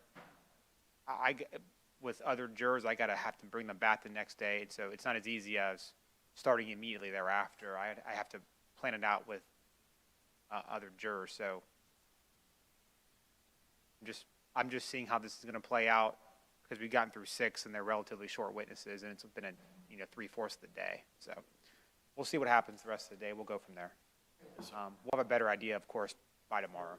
Inclined to let us start witnesses after 5, or you're saying 5 is where you? I'll go till 5:30. Just be wary of who you're dealing with the jury at this point. They've been here all day, but I don't like keeping them past business hours because they have lives outside this courthouse, unlike some of us.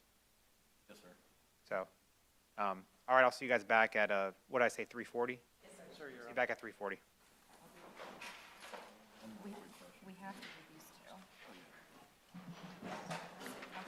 I'm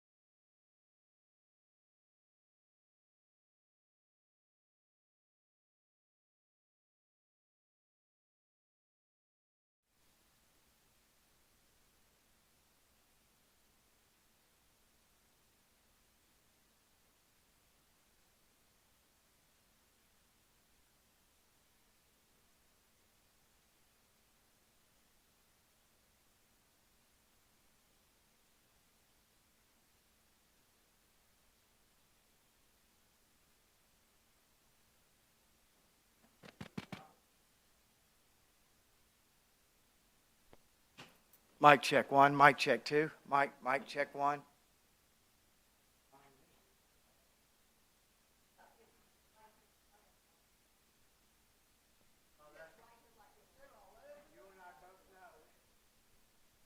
Everybody to be, Hollywood movie stars.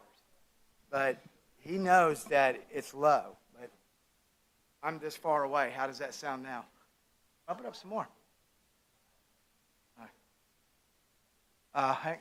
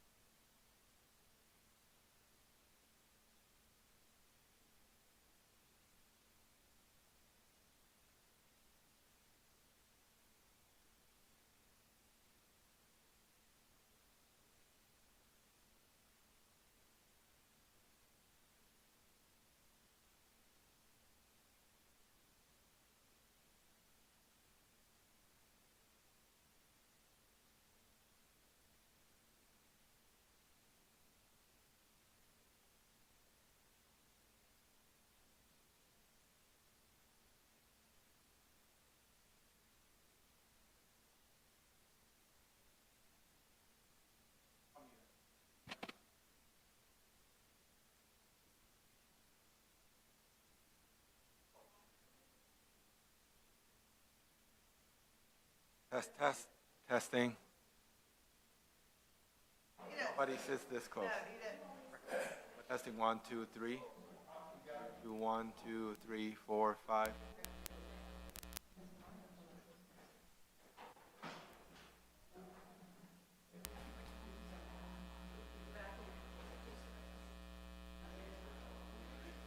Testing 1, 2, 3, 4, 5, 6. Testing 1, 2, 3, 4. Testing 1, 2, 3, 4.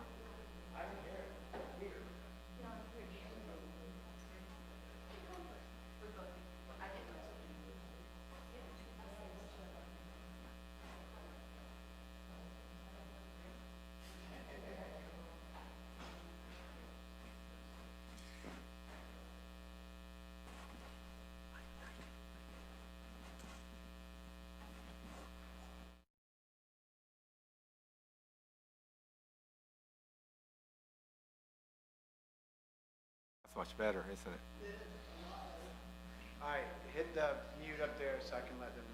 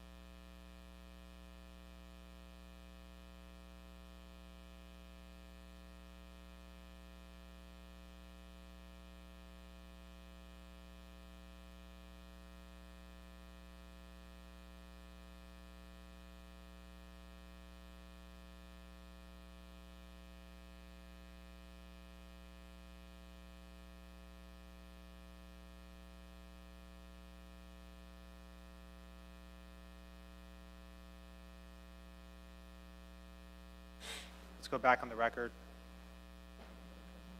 Is the audio better back there now? Okay. Let's go back on the record, 19 CF 7518, State v. Johnathan Quiles. I have counsel of state defense and Mr. Quiles present. Any reason why we can't bring the jury in, state? Defense? No, Your Honor. Bring the jury out, please.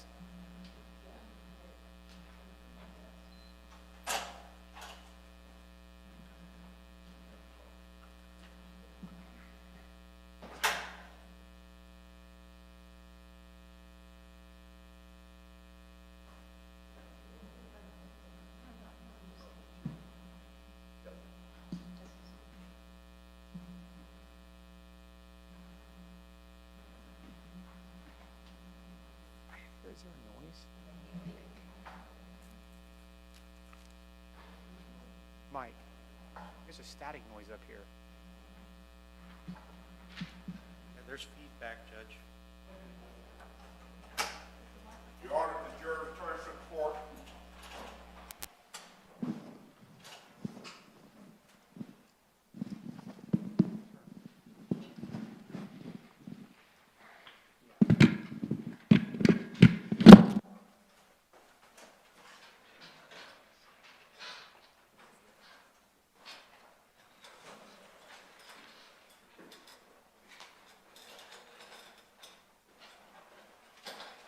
Members of the jury, welcome back. We're going to continue with our trial. You guys may have a seat, of course. State, you may call your next witness. Yes, sir, Your Honor. State would next call Albertha V.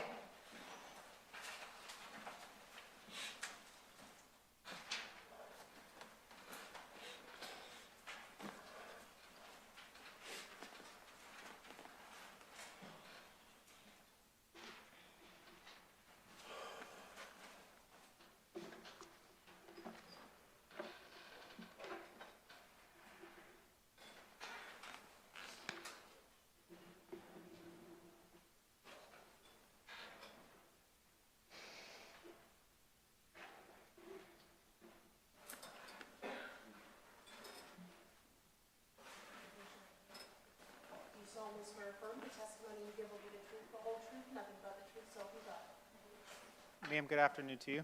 Just watch over here to your right. Watch your step as you come forward. If you need a glass of water, let us know. We'll do our best to accommodate you. Okay.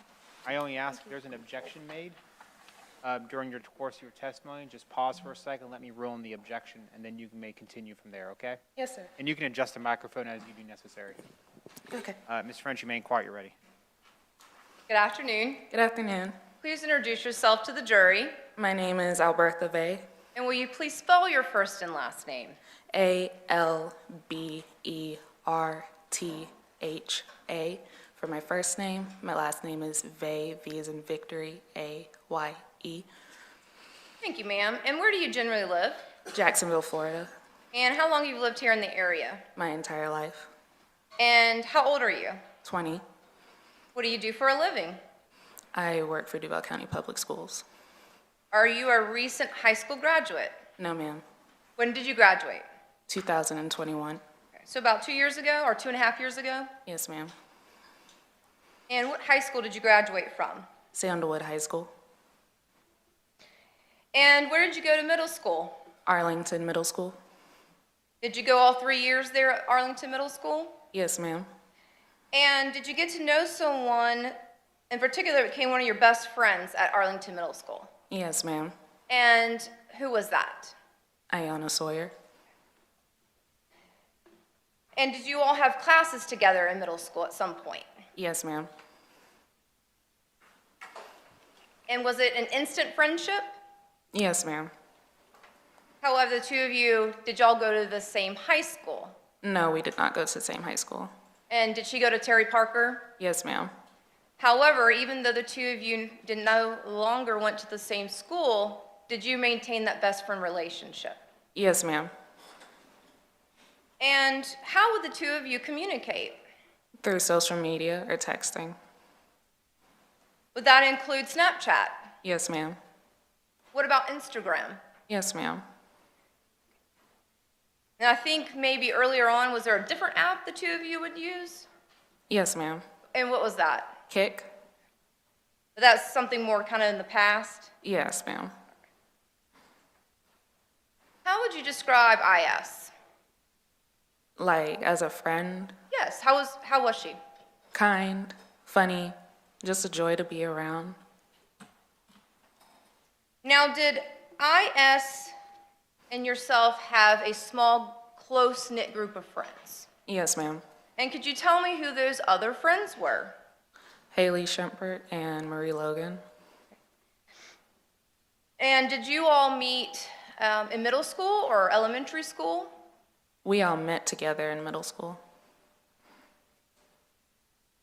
Now, as part of being one of the closest friends of IS, did the two of you ever discuss boys? Yes, ma'am.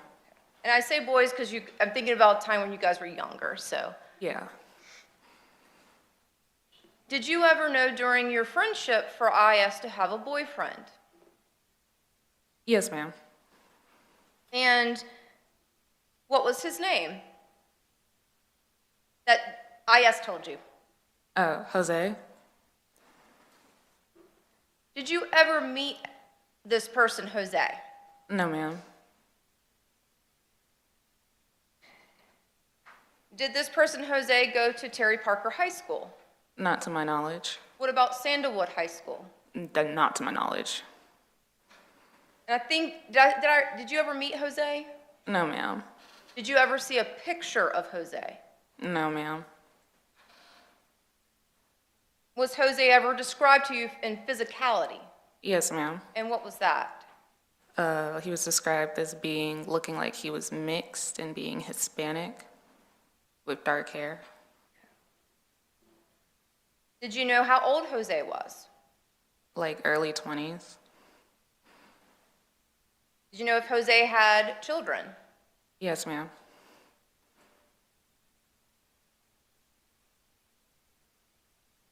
Do you know if Jose is that person's real name? No, ma'am. Now, through your friendship with IS from middle school through high school, did the two of you ever go to each other's home? No, ma'am. And why is that? We just never really, found time. Every time we tried to schedule, it would be a conflict on either end. Had you ever been to IS's home, just at least for a visit? Not for a visit, but one time to pick her up for a field trip. Had IS ever been to your home? No, ma'am, I don't believe so. Or I don't recall. Was a lot of your friendship based upon either at school or using cell phones? Yes, ma'am. How often do you think you would talk with IS? Basically every day.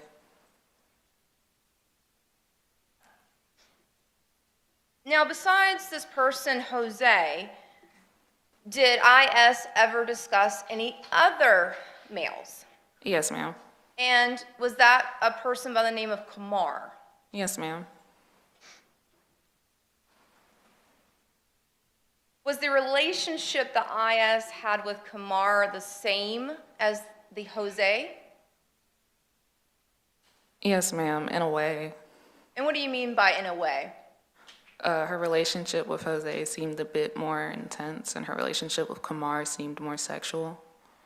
And when you say intense, does that mean like in love with the person? Yes, ma'am.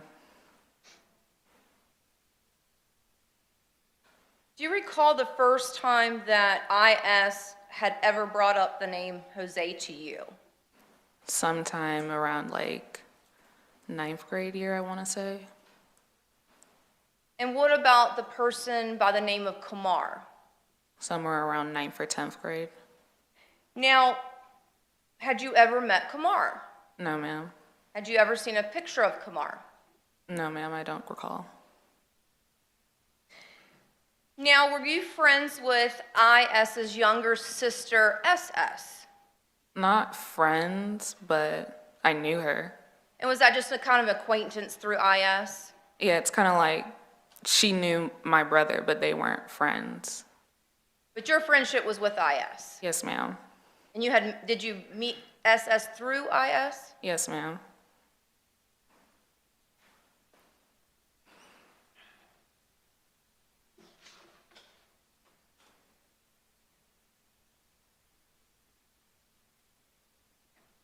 Now, at some point through your friendship with IS, did you learn that she was pregnant? Yes, ma'am. And how did you learn that?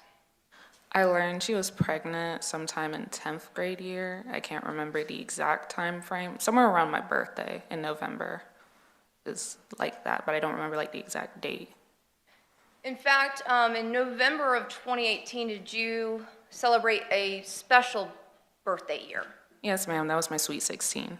Did you invite IS to come to that party? Yes, ma'am. And did she come? No, ma'am.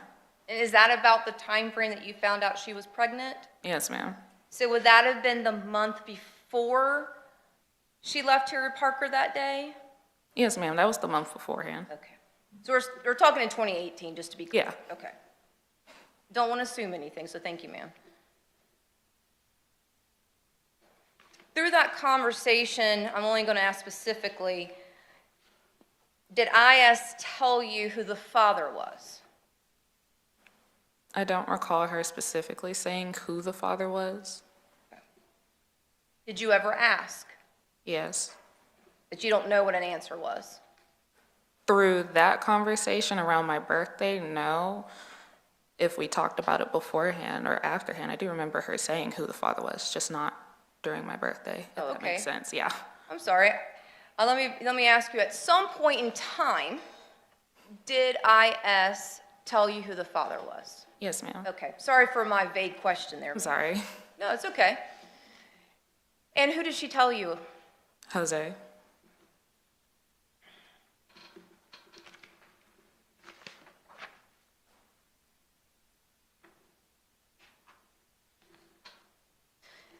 Prior to IS leaving school that day at Terry Parker to never be seen again, do you recall last time that you spoke to her?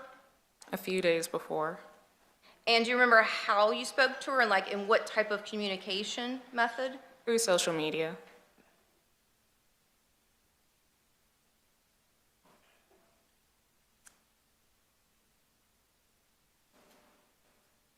How did you learn that IS was missing?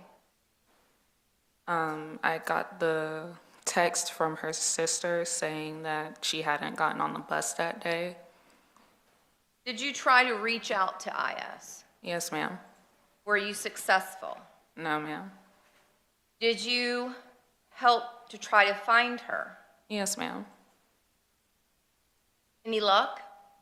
No, ma'am. So one moment, Your Honor. So I have one last question for you, ma'am. Since 12/19 of 2018, have you had any type of contact with IS? No, ma'am. No further questions, thank you. Yes, ma'am.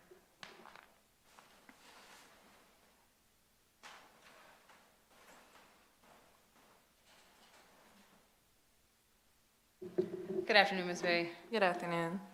All right. Bear with me one moment, please.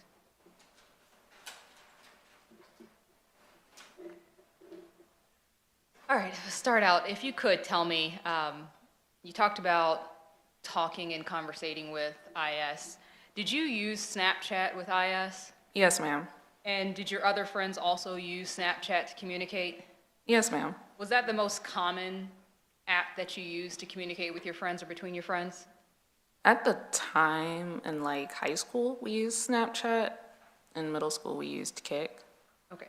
So at the time around 2018, Snapchat was the main app that you all were using? Yeah. I want to talk to you about Jose just briefly.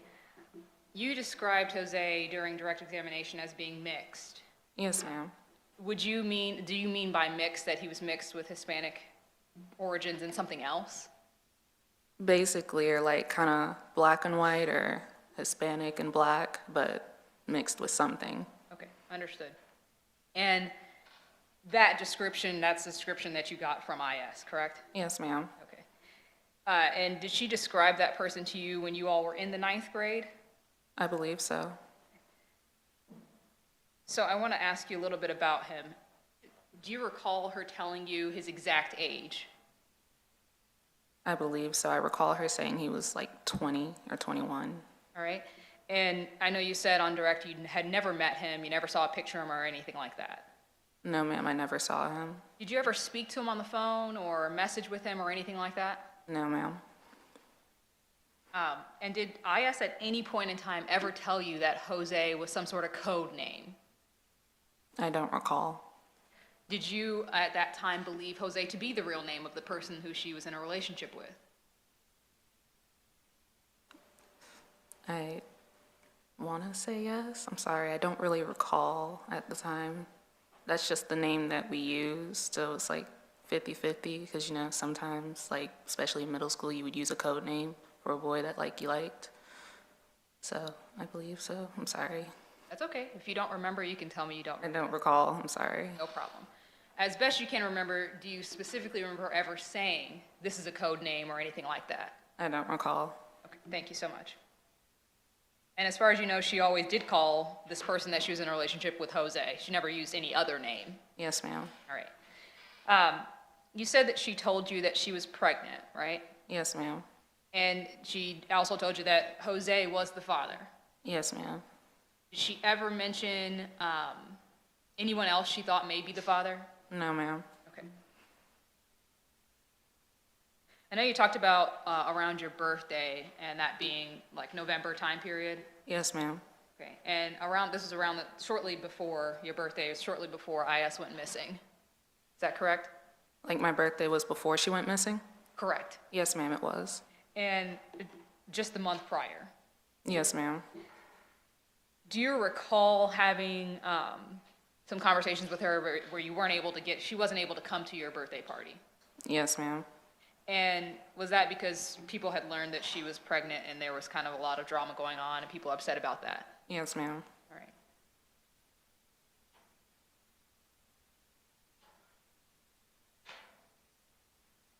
As far as Johnathan Quiles, prior to this case, before IS went missing, had you ever heard that name? No, ma'am, I don't recall. Did you know who he was in any way? No. Had you ever talked to him, seen him, or anything like that? No. Had IS ever told you about Johnathan Quiles? I don't recall.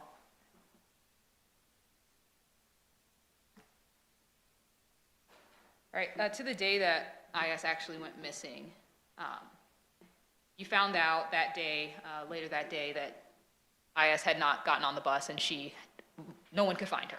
Yes, ma'am. At that point, did you assist in trying to locate her? Yes, ma'am. Okay, what did you do specifically to try to help locate her? I tried calling her, and I got sent a flyer saying that she was missing, so I shared that with family and friends. All right, and then how did you share that? Through social media and text messaging. And did you do that on like your Instagram, Facebook? Yes, ma'am. On both platforms? On Instagram, I don't use Facebook. Fair enough, thank you. I know Facebook's probably outdated, so on Instagram, you actually did share like a post, basically asking for information of where she was? Yes, ma'am. Do you recall anybody giving information as far as, hey, I've seen her, or anything along those lines? I do recall. You do recall that? Someone giving me information, yes, ma'am. Did you follow up on that? I asked them about it. Okay, and did they give you information about where she might be or where they might have seen her?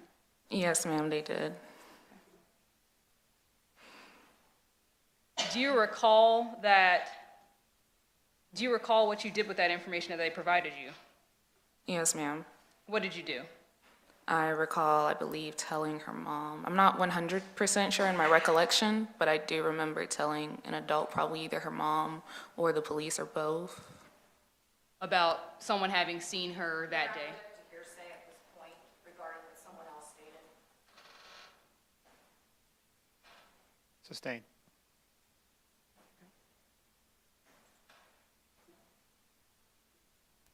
The information that you received as far as that you provided to police, did you personally follow up in any way on that yourself?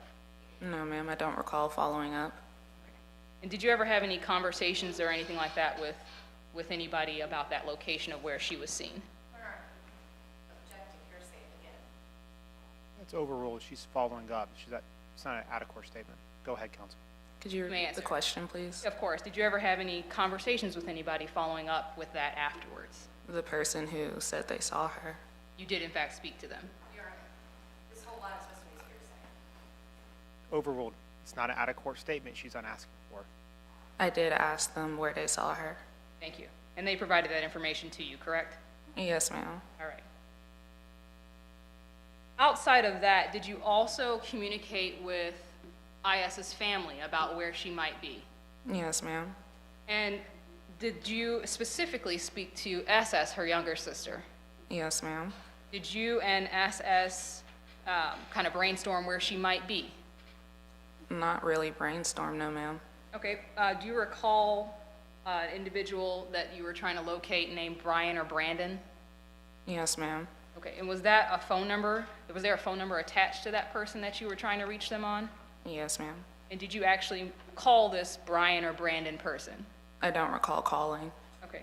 Do you remember, if I were to show you or tell you a number, would you recall if that was the number that you received as being his? I might not recall the phone number, no. Okay, if I showed you a contact that has a photo on it, would that help you to remember if that's the individual that you tried to contact? Yes, maybe. Right. I'm sorry, it's been so long. It's okay, if I may approach, Judge. Sure.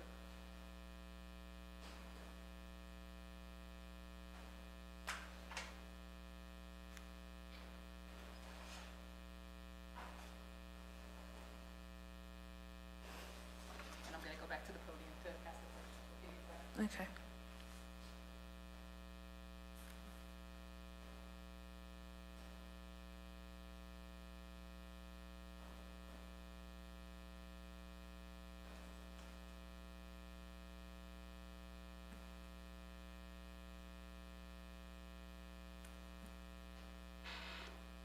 All right, I just handed you a screenshot of a phone number and a photograph at the top. Do you recognize that?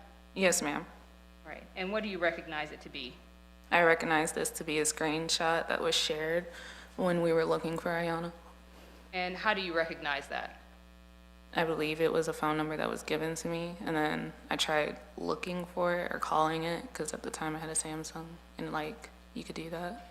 And is that an accurate representation of what you received and the number that you called at that time? I believe so. That phone number, do you mind reading that number? 904-626-6942.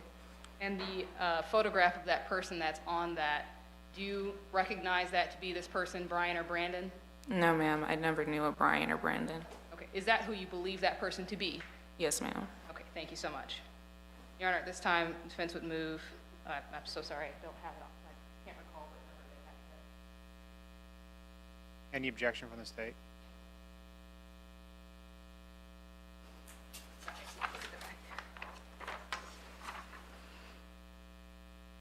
Well, Your Honor, we actually didn't, we didn't stipulate to this, so it was defense exhibit C. Any objection? Yes, sir, Your Honor. That objection, mark it as, that should be defense 1 then, I believe? Yes, Your Honor. Okay, mark it as defense exhibit 1.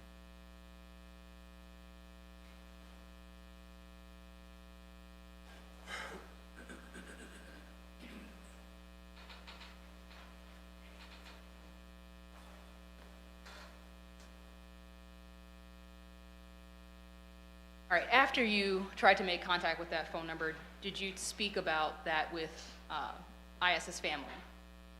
I don't recall. Do you recall maybe attempting to try and call that phone number from a different number to see if they would answer? I don't recall. Fair enough. Outside of what you've described to us as far as trying to call it and looking up the number to see if you had any other contacts with that, did you do anything else with that? With the phone number? Yes. No, I don't recall. Okay. Did you ever provide that information to police or tell them about that? I don't recall, I'm sorry. No problem.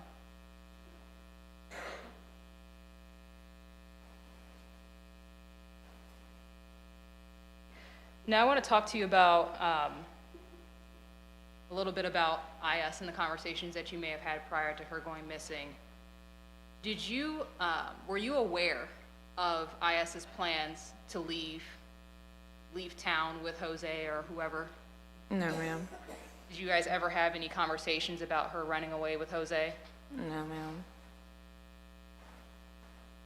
As far as Jose goes, you said he was about 21 years old, correct? Yes, ma'am. Or 2021, I believe you said. Yes, ma'am. And you guys would have been how old at that point? 15, 16. All right. And at that time, you didn't approve of that type of relationship? No, ma'am. And you just thought he was a little too old for you guys being as young as you were at that time? Yes, ma'am. And you actually expressed that to IS, that you thought, you know, this guy's just too old for you at 20 or 21? Yes, ma'am. As far as Kamar Humphrey goes, at some point, do you recall telling police that Jose was Kamar Humphrey, the guy that lived across the street from No. IS? No, ma'am. You don't have any recollection of that? I don't, I'm sorry. Okay. Do you know, I know you said you'd never seen or even seen a picture of Kamar Humphrey, but did you know about the relationship between Kamar Humphrey and IS? Yes, ma'am.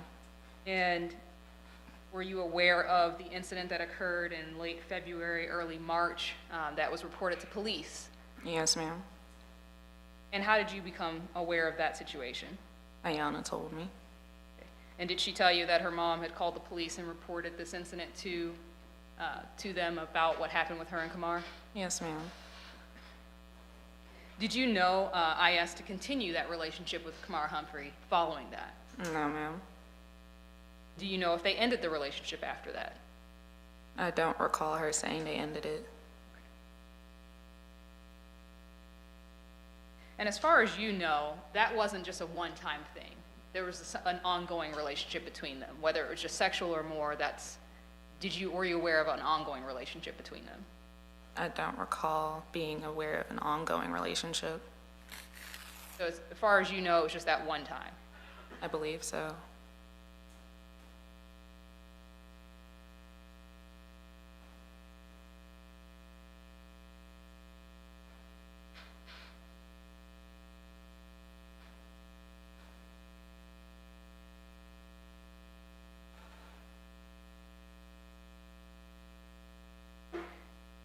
All right, and I just want to follow up with one other thing.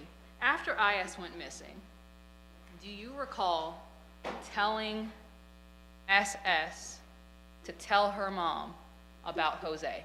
Yes. Did you tell SS, hey, tell your mom that she's in a relationship with Jose and he's older? Yes, ma'am. SS didn't know what you were talking about. Yes, ma'am. That's what she said. You didn't go into any details with her about who Jose was or anything like that when she said she didn't know what you were talking about? I don't recall that part. I'm sorry. She didn't make any sort of indication to you that she knew who Jose was? I don't recall. It was just like one conversation. And all you can recall from that conversation is that SS told you basically, I don't know what you're talking about as far as who Jose is. Yes, ma'am.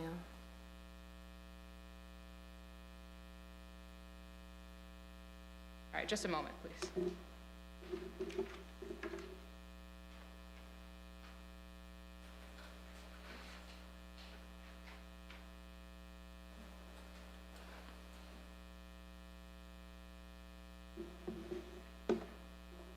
All right, after you found out that IS was pregnant, did you guys ever have any conversations about her wanting to get an abortion? I do recall. You do? Yes, ma'am. Okay, I was just making sure I heard you correctly. I'm sorry. You do recall having a conversation with her about her wanting an abortion?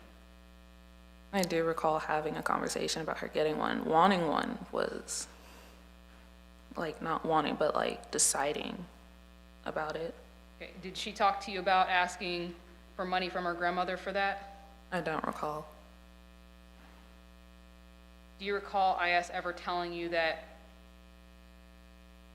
Jose lived across the street from her? No, ma'am. Do you ever recall IS telling you that Kamar Humphrey got her pregnant? No, ma'am.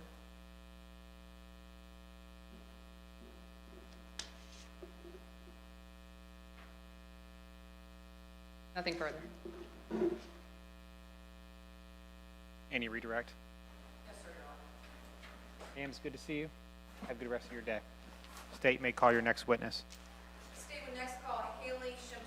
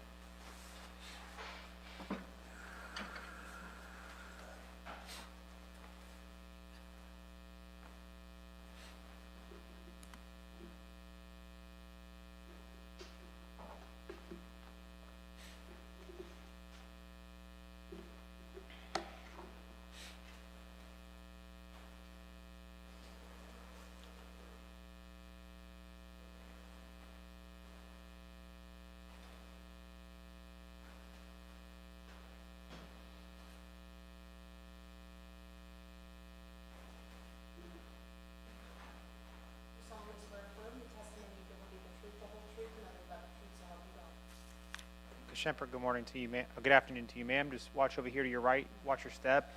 If you need a glass of water, let us know. We'll certainly accommodate you. Thank you. If there's an objection made during your testimony, just take a second, let me rule on the objection, and then depending on what I say, you may or may not be able to answer the question. And you can move the microphone to help project your voice into the courtroom. All right, thank you. All right. And Ms. French, you may inquire. You're ready. Good afternoon. Good afternoon. Please introduce yourself to the jury. My name is Haley And what's your last name? Shempert, Can you spell your first name? H-A-L-E-Y-S, oh, just, No, yeah, and please spell your last name. oh, S-H-E-M-P-E-R-T. Thank you, ma'am. Where do you generally live? In Georgia. What do you do for a living? I work at Amazon. Amazon? How old are you? I'm 20. Did you graduate high school? Yes, ma'am. What high school did you go to? Terry Parker. Did you go all 4 years at Terry Parker? Yes, ma'am. What year did you graduate? 2021. Do you know someone by the name of Iyana Sawyer? Yes, ma'am. When did you meet her? In kindergarten. What kindergarten was that? In Woodland Acres. Is that the Arlington area of Jacksonville? Yes, ma'am. Did you go to the same middle school as IS? Yes, ma'am. Was that Arlington Middle? Yes, ma'am. And then, of course, high school. Yes, ma'am. And how would you describe IS? She was very kind and outgoing, and she was just always happy. Always happy and positive, and she just brought life in. Did you consider her one of your best friends? Yes, ma'am. She was my only best friend. How often do you think you and IS would speak to each other? Often, every day. Every day. Yes, ma'am. And how would the two of you communicate? In person, usually. I had her on Snapchat, so we would text every once in a while. Would you see her every day at school? Yes, ma'am. Now, in regards to potential, stayovers, would you ever stay over at her house? No, ma'am. Did she ever stay over at your house? No, ma'am. Any reason why not? No.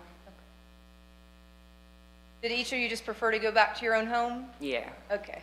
And we were just really young, so it was like, yeah. Was this also before you had driver's license and things that you have today? Yes, ma'am. And a job with money? Yes, ma'am.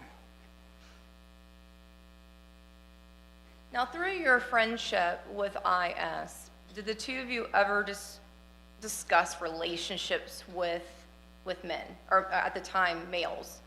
Yes, ma'am. Did IS ever mention any particular boys to you? 2. I'm gonna first talk about one. Was there one by the name of Kamar? Yes, ma'am. And when did you first hear that name? I believe it was 9th grade.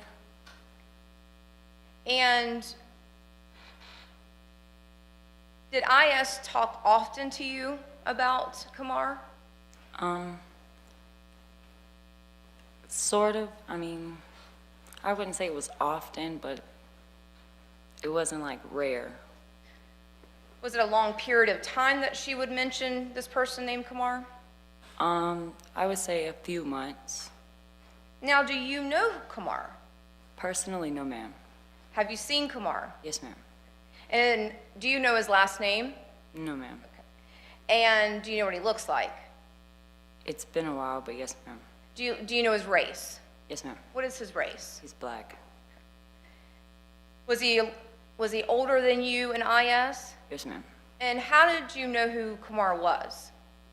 He lived in the neighborhood, and we would pick up our siblings at the same time. Did you, at the time, I guess still today, have younger siblings? Yes, ma'am. And it was your understanding that you would pick up, would you go to a bus stop? I would go to the school. School. And what school was that? It was Woodland Acres. Woodland Acres. It's elementary school. And is that where you come to know who Kamar was? Yes, ma'am. And you didn't have a personal relationship, though, with this person? No, ma'am. You just knew who he was? Yes, ma'am. And then, of course, your conversations that you had with IS? Yes, ma'am. Do you remember what kind of hairstyle or anything that he had at the time? No, ma'am. I believe it was short.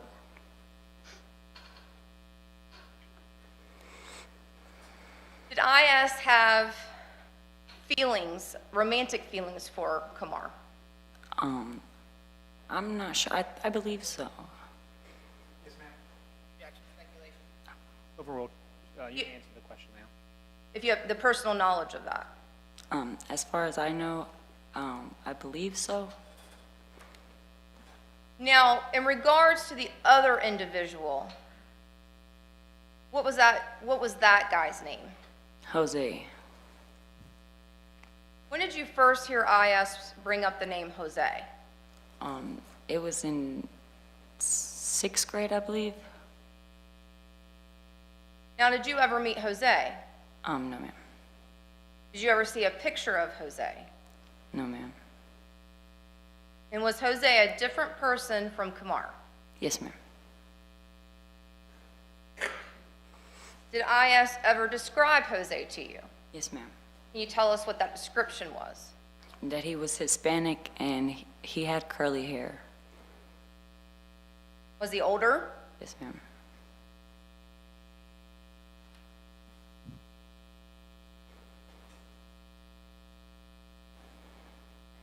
Now, at some point, did you learn that IS was pregnant?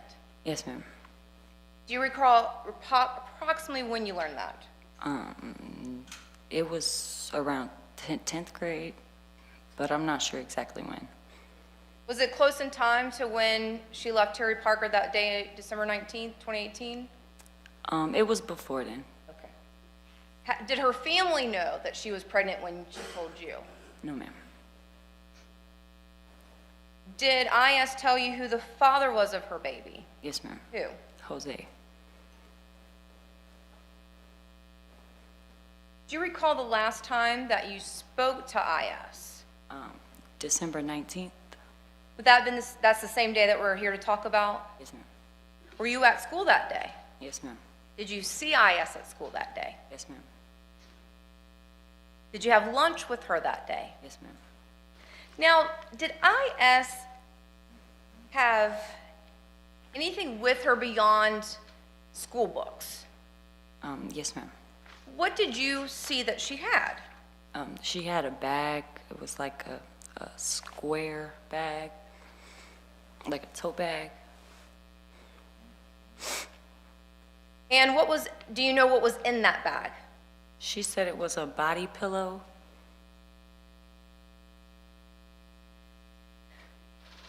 Does she have any clothing with her? No, ma'am.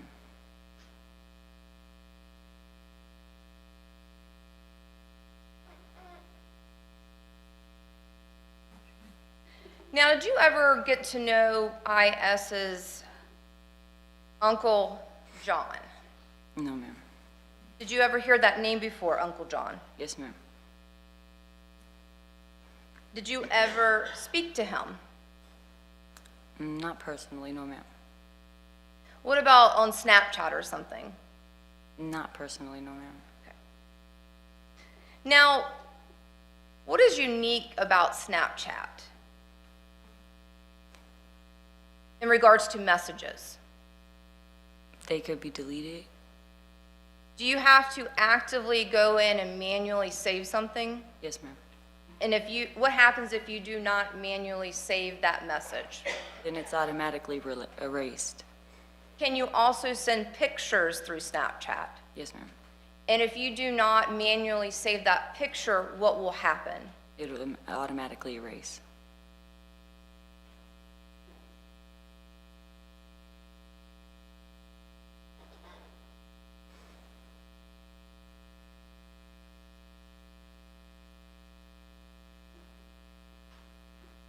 Do you know how IS would speak with her Uncle John? What type of communication? I'm not really sure. Okay. Did you ever see any pictures that Uncle John sent IS? Yes, ma'am. And what type of pictures did you see? It was just like selfies, like face photos.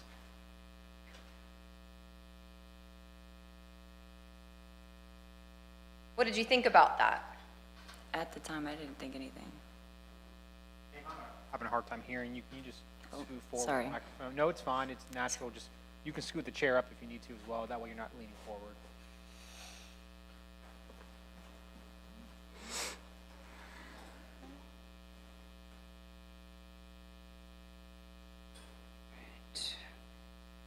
Now, did you know that IS had left school early that day? Yes, ma'am. And how did you know that IS had left school early that day? She had told me previously that she was going to leave.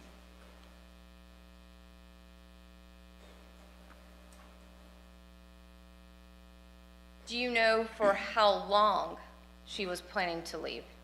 I believe it was 2 weeks. Do you know why she was planning to leave for 2 weeks? Yes, ma'am. She said that she was just going to go stay with her uncle. Now, is this the same Uncle John we've been talking about? Yes, ma'am.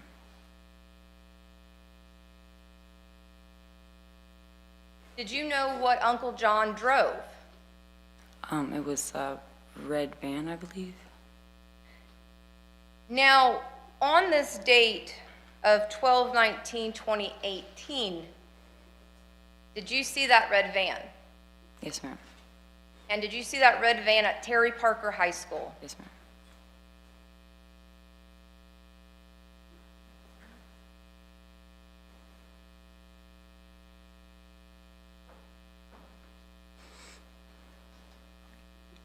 When did you find out that her family was looking for her?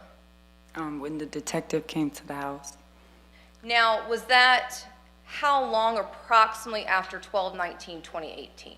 It was, I believe it was 2 or 3 days later. At that time, were you concerned about IS based upon what she told you? Could you repeat the question? I know, I apologize. Based upon what IS told you, that she was going to leave for 2 weeks. Yes, ma'am. When you learned that her family was looking for her 2 to 3 days later, were you concerned at that time? Yes, ma'am. And why? At first, when she told me that she was going to leave, I wasn't concerned until the detective came and her family was looking for her because it just felt more serious. And did you speak with the detective? Yes, ma'am. And did you try to reach out to her? Yes, ma'am. Were you able to get a hold of her? No, ma'am. Did you try different multiple outlets to reach her? Yes, ma'am. To no avail? Yes, ma'am. And being her best friend since kindergarten, is that approximately 5 years old? Yes, ma'am. Have you ever in any way since December 19th, 2018, heard from your best friend since 5th grade as of today? No, ma'am. Nothing further, Your Honor.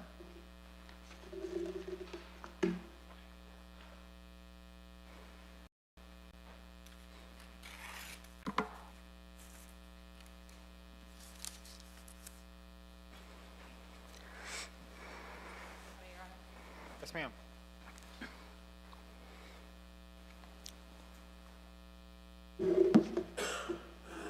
Good afternoon. Good afternoon. All right, bear with me one moment. Okay, so you, on direct examination, talked about Snapchat and using that to communicate with IS from time to time. Yes, Is that correct? Yes? Yes, ma'am. And did you and all of your other friends also use Snapchat? Was that normal? Yes, ma'am. Okay. Did you guys use Snapchat specifically because it automatically deleted, or is that just a byproduct of Snapchat? It was just a byproduct of Snapchat. You guys never had like any specific conversation of like, yeah, let's use Snapchat because it deletes? No, ma'am.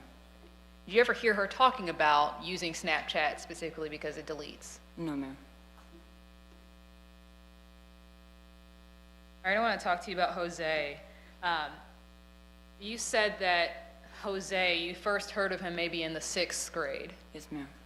Is it possible it was a little bit later than the 6th grade? Are you confident that that was the time period? I'm confident that was the time period. And when you heard about Jose, that was someone who IS represented was her boyfriend, correct? Around in 6th grade, it wasn't her boyfriend. It was just someone that she was talking to. Okay, understood. Did that then develop into a relationship over the years? Yes, ma'am.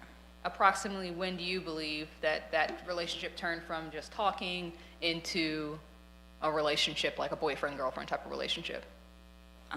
Probably around 9th or 10th grade. Okay, so later on. Yes, ma'am. And did she describe Jose to you in any other way other than that, what you described during direct examination? No, ma'am. Okay. Did she ever talk to you about him being mixed? No, ma'am. Okay, did she ever say anything of like he looked like he was mixed like white and black or Hispanic and black? No, ma'am. Did she ever tell you his age? No, ma'am. Okay, do you remember her ever talking about, he's older than me or anything along those lines? I just remember her saying that he was older. But she never indicated to you how much older he may have been? Yes. So you didn't know if he was over 18 or, older could have been anything older than you all? Yes, ma'am. Okay. Did she ever indicate to you that she was worried about his age in any way, being older? I can't remember. Okay. And you said you never saw a picture of him and never met him? No, ma'am. Do you ever recall maybe even speaking on the phone to him? No, ma'am. Okay, and you never messaged him or anything like that? No, ma'am. As far as the name Jose itself, did IS ever tell you that Jose was a code name for someone else? No, ma'am. Did you in fact believe that Jose was his real name? Yes, ma'am. And you never received any information differently than Jose was the actual name of her boyfriend? Yes, ma'am. When she told you that she was pregnant, did she tell you that Jose was the father? Yes, ma'am. Did she also tell you that she didn't want to tell her family about that? Yes, ma'am. Did she in fact tell you that she was going to tell her family it was someone else? Yes, ma'am. Someone named Peter? Yes, ma'am.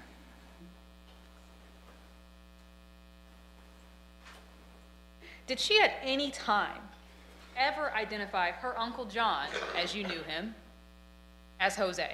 No, ma'am. Did she ever indicate any sort of sexual relationship with her Uncle John whatsoever? No, ma'am.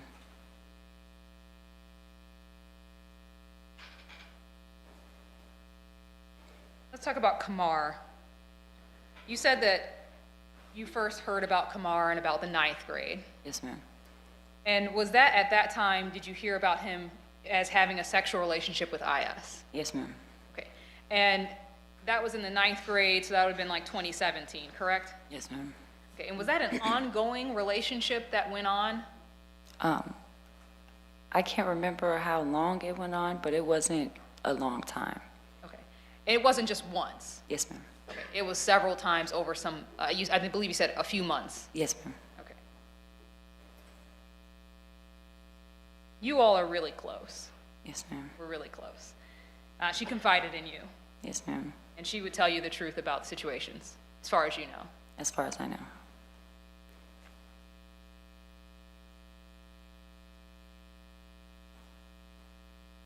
About the situation where IS's mom, Kim Moberly, called the police on Kamar Humphrey.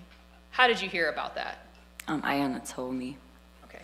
And at that point in time, did she tell you that he was reported as having sexually battered her? Ma'am, can Oh, you sorry, repeat the question? At that time, did IS tell you that it had been reported that he sexually battered her? Yes, ma'am.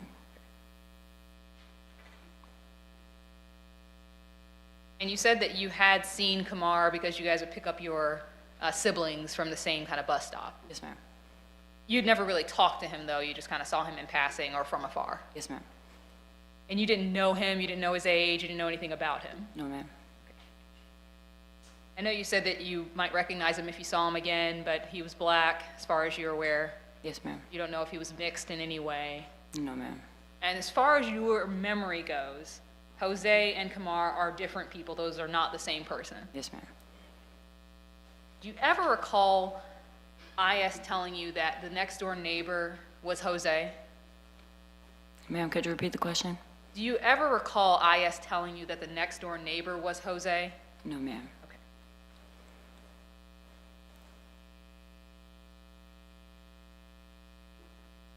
All right, let's go to the day that IS went missing.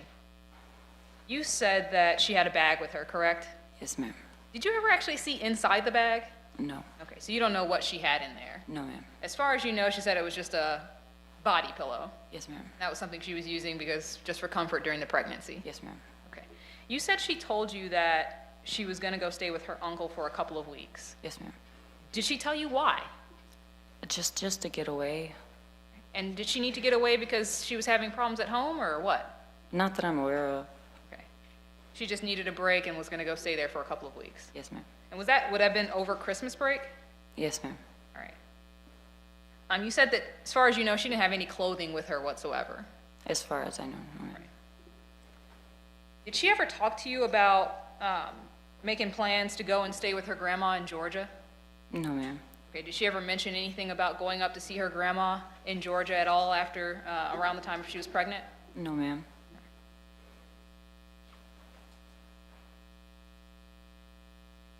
Also, you said that you believe that Mr. Quiles' vehicle was a red van. Yes, ma'am. Can you describe the van in any greater detail other than a red van? No, ma'am. And generally speaking, did you actually see Mr. Quiles on a regular basis to be able to identify him, for example? Can you repeat the question? Had you seen Mr. Quiles enough to be able to identify him if you saw him? Yes, ma'am. Okay. Did you actually see Johnathan Quiles in a red van the day that IS went missing? I did not see him personally, no, ma'am. Okay. And you said you believe you saw a red van, though. Yes, ma'am. Can you confirm for certain that it was his red van? No, ma'am. Okay. It was just a red van, could have been anyone's. Yes, ma'am. On the day that IS went missing, did you ever see IS with Mr. Quiles? No, ma'am. Had you ever seen IS with Mr. Quiles? No, ma'am. And can you tell me how you had the occasion to know what type of vehicle he was driving? Iyana, she told me. Okay.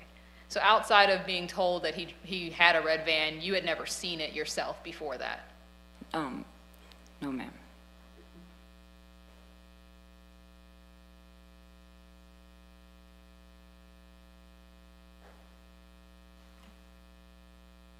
Let me just ask you a couple other questions about the time period when IS went missing. I know you said you didn't learn about that for a couple of days, and you weren't overly concerned prior to that up until you saw the police at your door. Were you not involved in any of the immediate aftermath of searching for IS?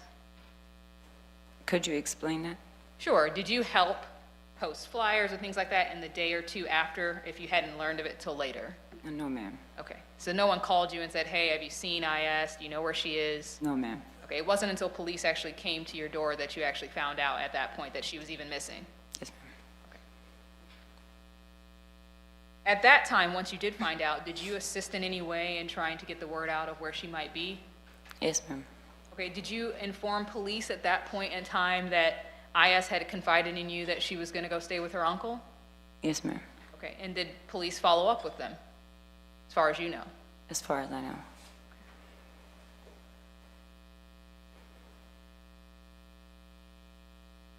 One moment, please.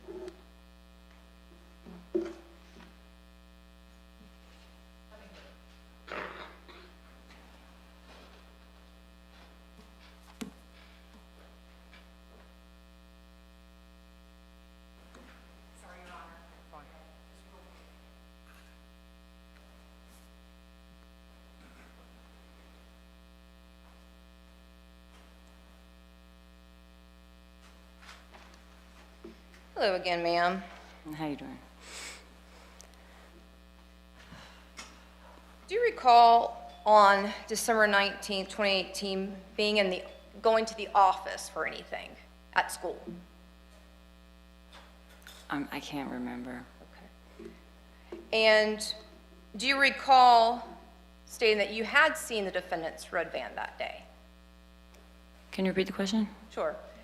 Do you recall that you had seen the defendant's red van on December 19th, 2018? It's all confusing. Everything's just overlapping, and the things that happened from back then, it's a lot to remember, so I'm just getting confused. Okay. Let me ask you this, ma'am. Do you remember doing a deposition? Yes, ma'am. And do you remember doing a deposition where I was present, defense was present? Yes, ma'am. Okay. And do you recall being asked a series of questions? Yes, ma'am.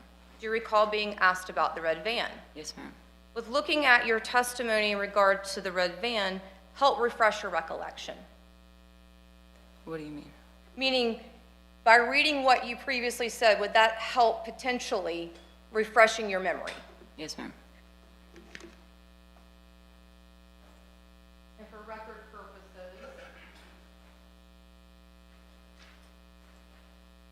page 29, starting at line 1, going through page 30.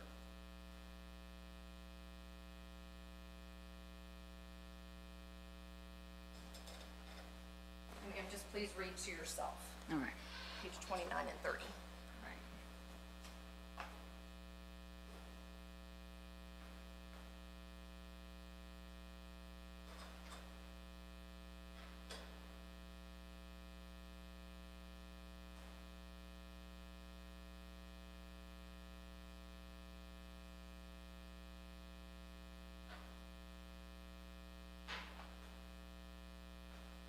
And I apologize, that would also include page 31. My apologies, ma'am. You're fine.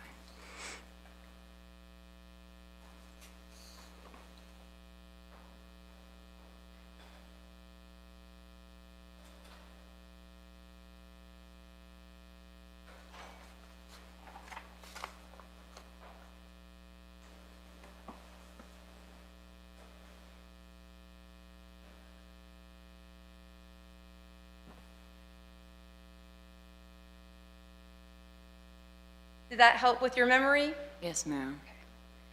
Now, did you see the defendant, the uncle, sorry, I shouldn't be saying defendant. Do you remember seeing Uncle John's red van that day? Yes, ma'am. And were you at the office at school? Yes, ma'am. And since I'm not familiar with Terry Parker High School, what's the relation of the office area of Terry Parker to outside? You could see right out the door. And is that how you were able to see the defendant's van? Yes, ma'am.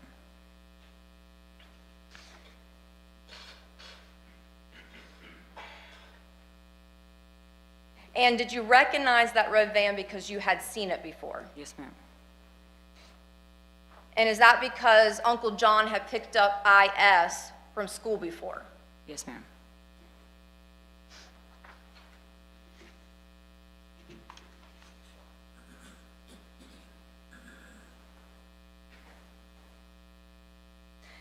And then did you personally see Uncle John at school that day that she went missing? Not personally, I didn't see him. Just his red van? Yes, ma'am. Okay. Okay, thank you, ma'am. No further questions. All right, Ma'am, good to see you. Thank you for your testimony. all right, yes, sir. State, you may call your next witness. Thank you, Your Honor. Jama Moy.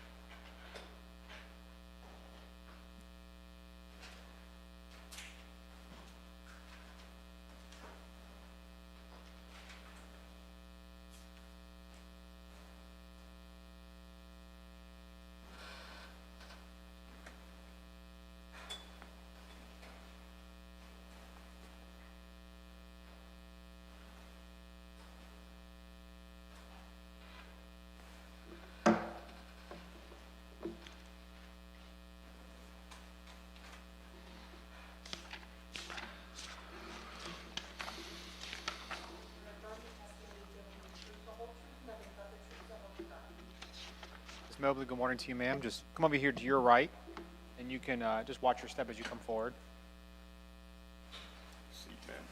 If you need a glass of water, let us know. We'll do our best to accommodate you. I'll get it for you, man. Let's see. Thank you. And you can adjust the microphone to help your voice project in the courtroom as well. And the only thing I ask, if there's an objection made during the course of your testimony, just pause, let me roll on the objection, and then depending on what I say, you may or may not be able to answer the question. Okay, Okay, thank you, ma'am. thank you. State your name, inquire, you're ready. Thank you, Your Honor. Ma'am, will you introduce yourself to the jury, please? Hi, my name is Jama Moy. And where do you live, ma'am? I stay in Nassau County. All right. And have you been a Northeast Florida resident for the last, how long? I left in 1996, and I came back in 2004. Went to the military, and I came back home. No, I got out of the military too. I came back home in 2008. And you've been here since? I've been here ever since, and then I moved to Nassau County in 2021. All right, thank you, ma'am. Who are you to Iyana Sawyer? I'm her aunt. All right. And who is her mother, Kim, to you? That's my sister. And are you the older or one of Kim's younger sisters? No, I'm the oldest.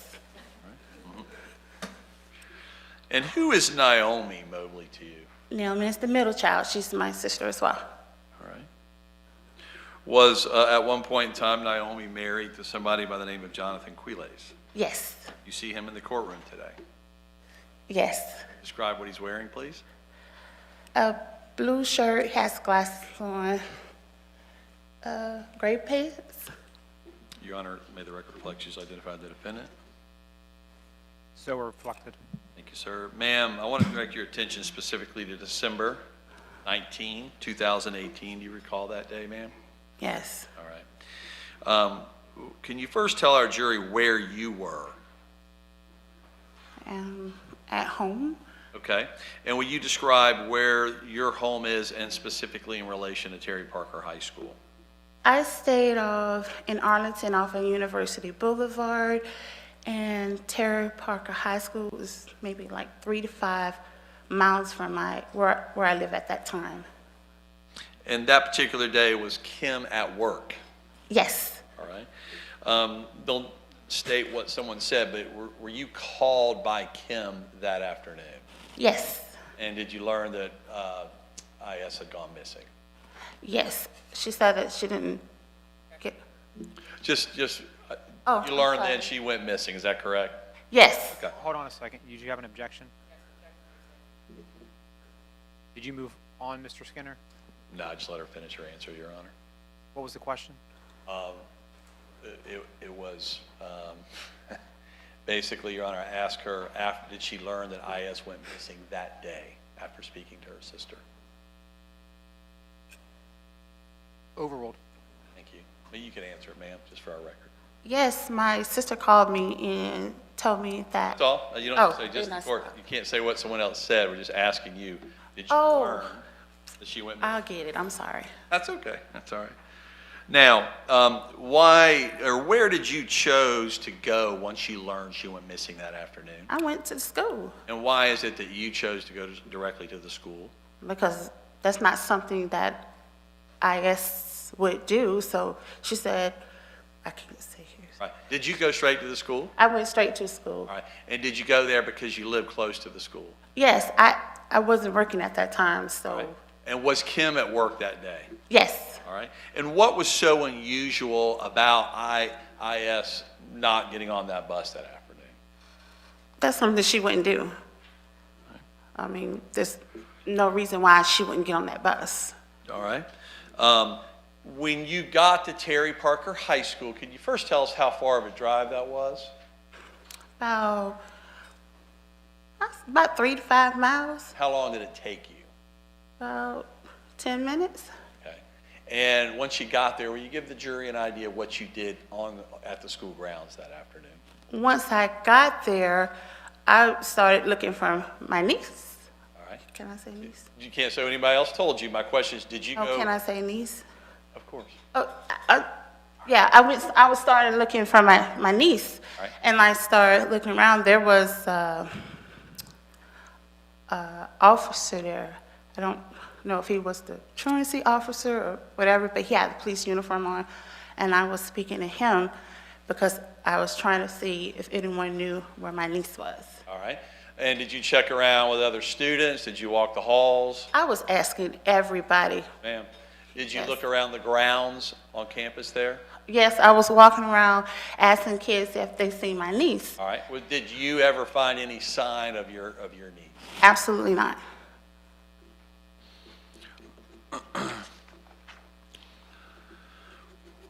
Was this completely out of character for IS? Absolutely. All right. Has she ever done anything like that? No, she has never done anything like that.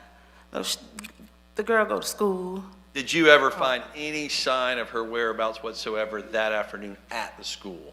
No, not at all. Now, what was the last time you specifically had communication with IS? I had communication with her that particular day. I had texted her. I wanted to see what she wanted for Christmas. Right. She had asked me for money, and I said, no, I'm going to give a gift. I don't like giving money. I like giving presents. And I said, well, let Auntie know what you want. And so that was the last time. All right. And was that earlier in the morning on December 19 of 2018? I'm not going to say early in the morning because I also went to the school that day. So I'm going to say maybe around the afternoon. All right. Yeah. Let me ask this question. Other than the small talk about the Christmas gift, was that the last communication that you had with your niece? Yes. All right. Did you ever speak to her again after that in person? No. Ever get her on the phone? No. Were you trying to call her? Yes. Did you continue to try to text and communicate in any way you knew how to reach her? Yes. And I never received anything. The last thing was about she wanted money for Christmas. That was it. All right.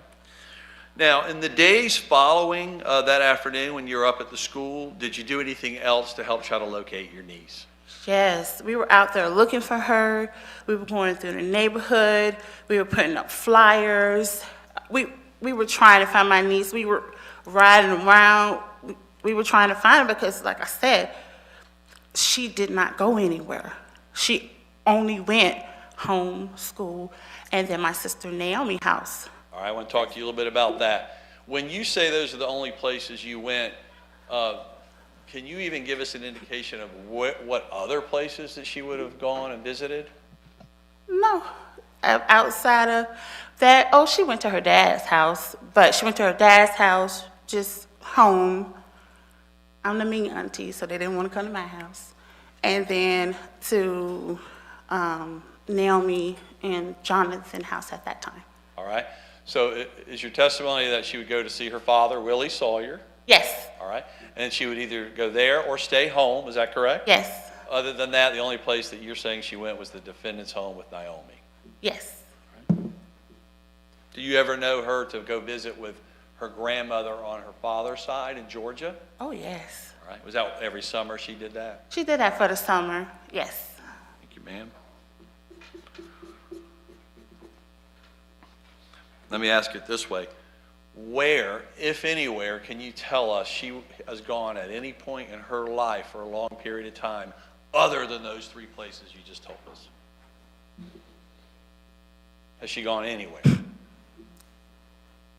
I mean, outside of my sister Paula's house, I would say just family. It was 5 girls, so she went to one of the auntie's house. Outside of that, no.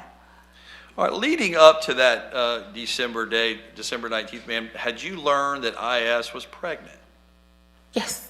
All right. Can you give our jury an idea approximately when you learned she was pregnant? I would say maybe the first week of the beginning of December Okay. of, Of 2008? 2018. Okay. So our record's clear. So during the month that she went missing on December 19th, that's when you first learned she was pregnant, earlier that month? Yes. Okay. Did you do anything, ma'am, that caused a family disagreement in that early portion? Yes. Hang on, let me finish the question. In that early portion of December of 2018? I sure did. Tell us about that. When I found out when she was pregnant, then I went and pulled up that app and looked back and see when she got pregnant. And so, because I knew, I went and looked back, like I said, she didn't have a boyfriend, she didn't have anything. And so I added up the dates and I figured out she got pregnant when she got back from summer vacation with her grandparents in Georgia. That's when she got pregnant, because when she, sorry. Sure, no, I'm Oh. letting you explain that. Here's my question about that particular reason. When you say pulled up an app, are you talking about calculating the days or months since she was Yes, pregnant?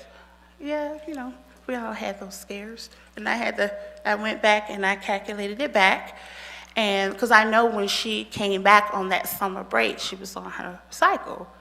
So, and I went back and I looked at the date, I looked at the time, I looked at the due date, and I said she got pregnant when she got back.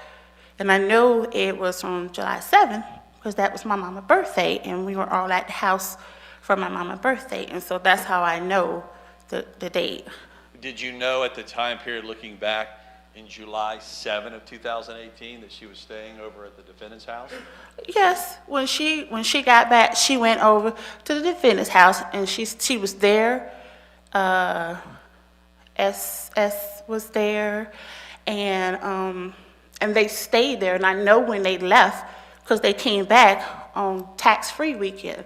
So her mom went and got her. Tax-free is normally like around in Florida, August, like the first week of August is on that weekend. And that's when she went and picked them up on tax-free weekend. All right. So you did the math, is that correct? Calculate when she got pregnant? Yes. And you also knew, and you told this jury, that she only really went to 3 places. What, if anything, ma'am, can you tell us with respect to anything that caused you any concern about the defendant and how he looked at your niece? I personally didn't like the way he looked at her. And I saw him, at first we were cool, and then we didn't get along anymore. And then, like I said, things started to change after he broke his femur. And that was maybe September 2017. And after that, we started to fall out, but only time I would see them was at family functions. And so it was just, like I said, I grew up in a 2-parent household. I know how my dad looked at me. I have male partners, and I know how a grown man looked at me. And I did not like the way he looked at her. All right. How many times would you tell this jury you saw him looking at your niece, IS, in the way that you felt like you're describing now? I would say at least maybe more. It was at family functions, because like I said, our relationship changed after he broke his femur.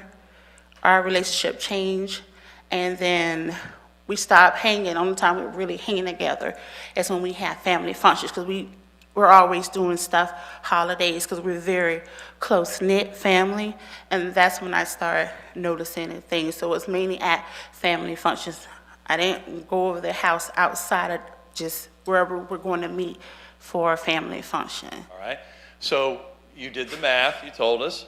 You now told this jury the way, you didn't like the way you looked at your niece, and she only went to 3 places. Did you take those 3 pieces of information and lodge an accusation in early December at the defendant? I sure did, and I got... Tell this jury how you did that, ma'am. It was on the text messages, and then I told, why are you so worried? We was going back and forth. The thing was, we had a family group text message, and he was included on our family group text message. And then we were going back first, and I'm like, why are you worried about who her child father is? And that's when I got cussed out. Okay, my question for you, ma'am, is what was the accusation you put on that family text? What was it? That he was the father of her baby. All right, and who cut, don't tell us what anybody said or in that text, but did someone cuss you out as a result of that text message? Yes. Who was that? I got cussed out by him. I got cussed out by my sister Naomi. And is Naomi the wife of the... Naomi was his wife at that time. Yes, ma'am. Ma'am, can I just, the court reporter in front of you has to take down what we're saying verbatim. Oh, you slow down? A little bit. I'm sorry. No, it's fine. I understand. Just let him finish the question, and then you can pause for a second, let them answer the question. I just got to make sure that it's an accurate representation of what you're saying. And My apologies. no, you're doing fine. Just, it's a habit we all get into, and so No, I talk a lot. Yeah, I got you. If you're not used to it, you don't know how it works, so I just wanted to let you know. But other than that, you're doing fine, ma'am. Okay, I'll slow down. I'm sorry. That's okay. Ma'am, now, just let me finish the question and do your very best at answering what we ask, and opposing counsel. Yes. Once you made that allegation in that family text, based on the 3 things you just told the jury, did that cause friction from that point forward until the day IS went missing? Yes. Right. What can you tell us, ma'am, about IS's phone and phone use? A girl, she stayed on the phone. But, you know, at that age, that's what they do. Did you ever know her to turn her phone off? No. Ever? Ever. She stayed. I can text her. She'll respond to me from the bathroom. She'll respond to me while she is in the classroom. She never turned her phone off. One moment, Your Honor.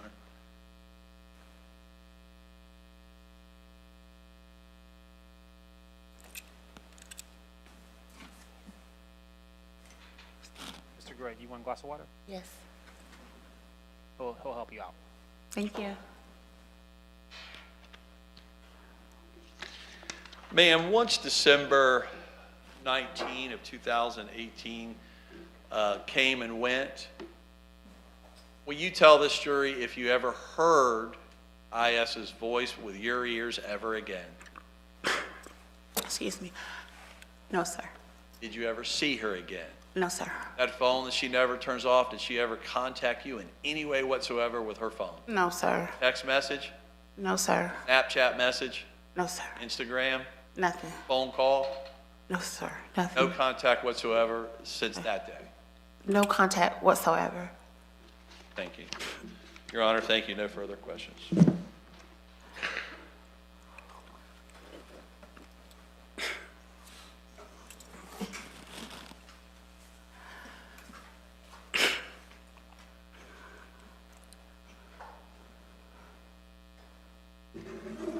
Good afternoon, ma'am. How you doing? All right, how about you? I'm doing well. All right, thank you so much for being here. Just have a few follow-up questions for you. So if we could start with the day that IS went missing. You stated that she'd never done anything like that before, correct?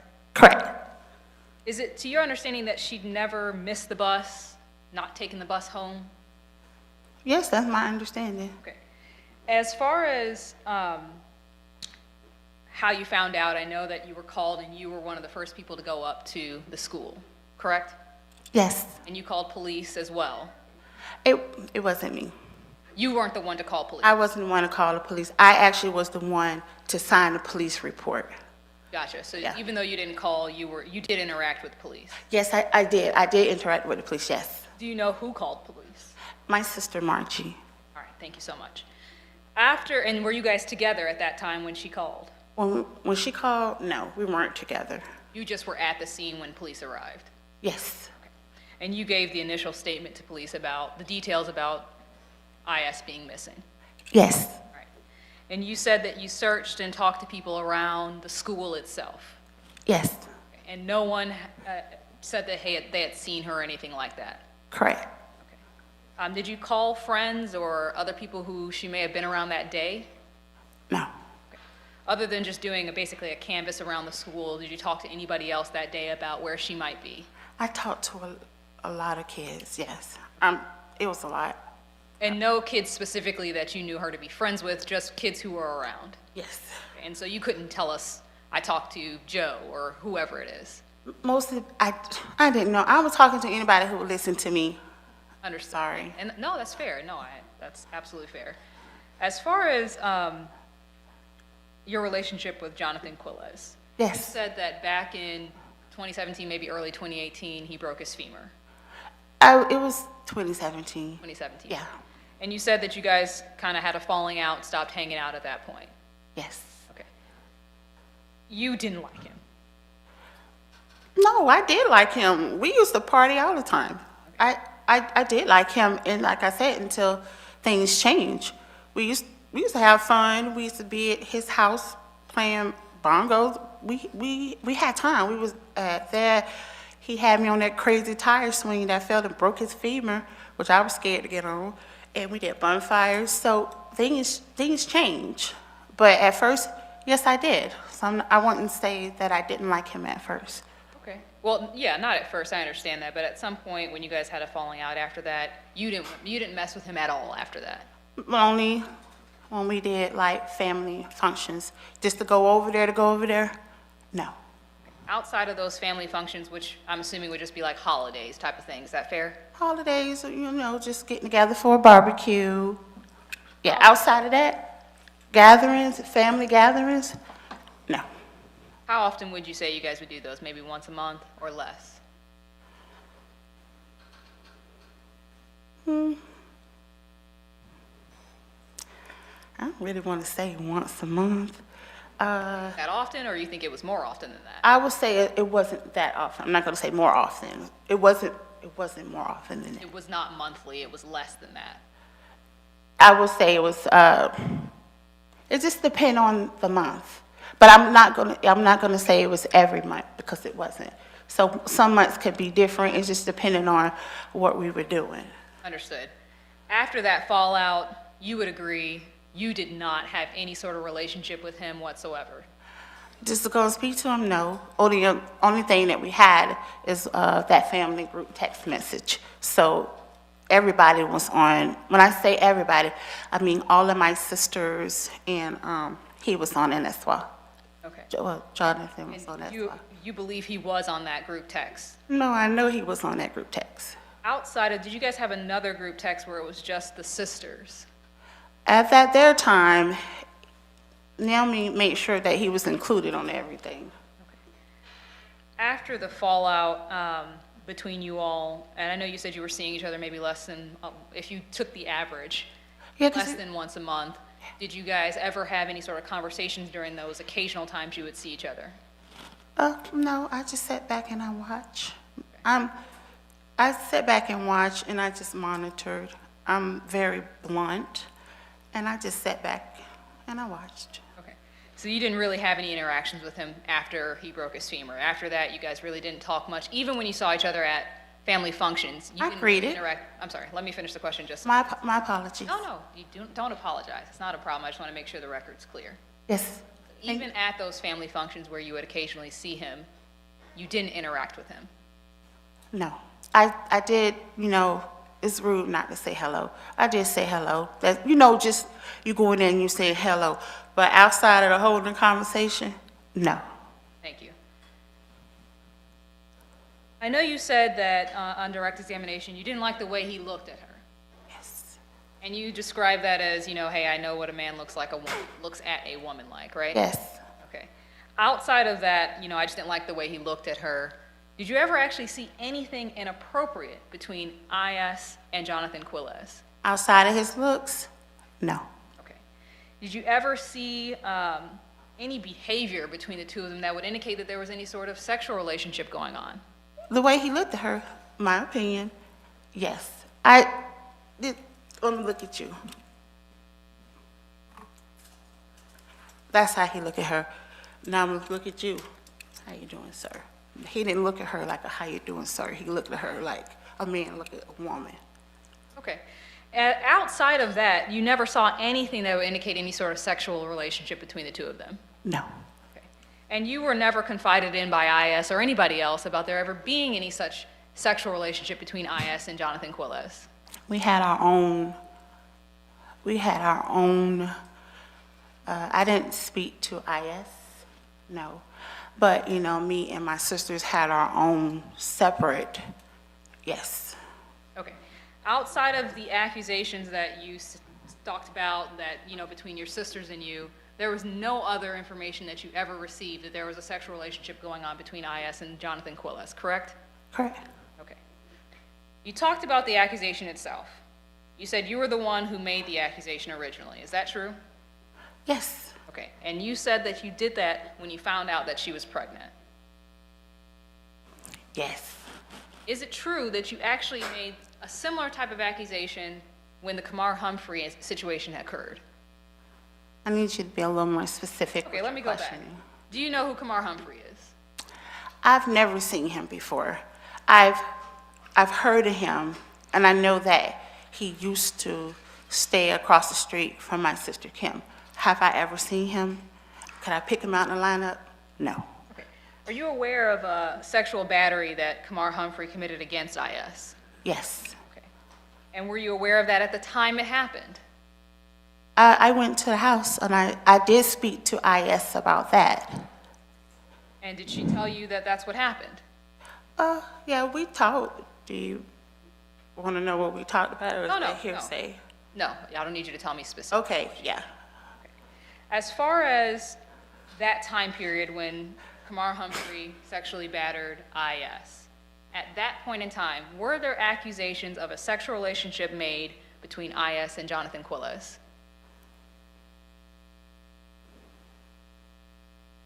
Before that time? Around that time period, yes. Around that time, I'm going to say between the sisters. And when I say we didn't speak on a text message, I've always, every time I see anything, I've always said something, but. Okay, as far as those accusations that were from earlier on in 2018, did you ever speak to IS about that and ask her about those accusations? For which one? Did you ever ask IS to confirm or deny sexual relationship, any sort of sexual relationship with Johnathan Quiles? She wouldn't tell us about anything. Only reason why I honestly feel like we found out is because she got caught with the Kumar. Yeah, but no, only other thing I tried to get out of her, we were trying to find out who the father of her child was, but she wouldn't say anything.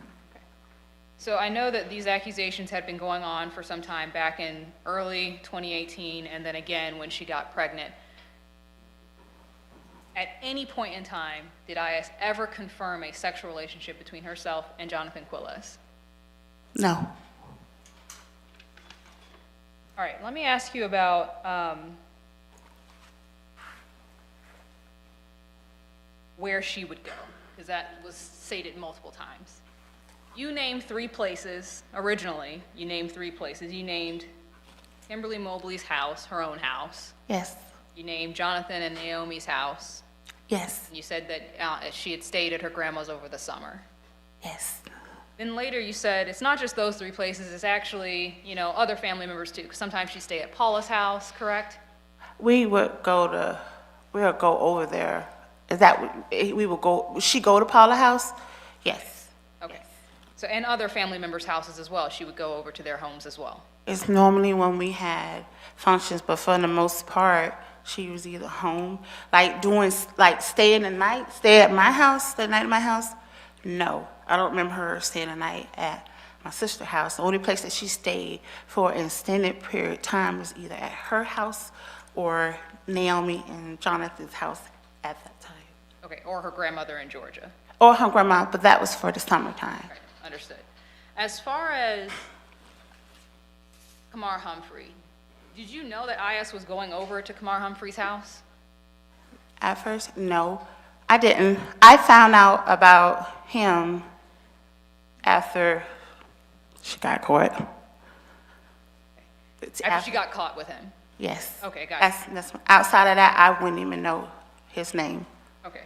And so if she hadn't got caught, you wouldn't have even known that she was going over to Kamar Humphrey's house on a regular basis? I don't know if she was going on a regular basis. Okay, or that she'd been over there? If she didn't get caught, I wouldn't have known, no. So is it fair to say that although those 3 places you mentioned, it's very possible that she could have been going other places as well that you weren't aware of? No, Marsh, he stayed across the street. So she didn't have a car, so where would she go? She went to, you want me to stop? You mean Kamar was close in proximity, so that was easy for Yes, her to it get was to? just across the street. Outside of that, where would she go? Because if she did go somewhere, we would know, because her mama would say something. All right. You agree, though, that you didn't know about that beforehand, so you wouldn't have been able to tell us that if she had not been caught? About her going across the street? Correct. No, I wouldn't. No one would know. And so,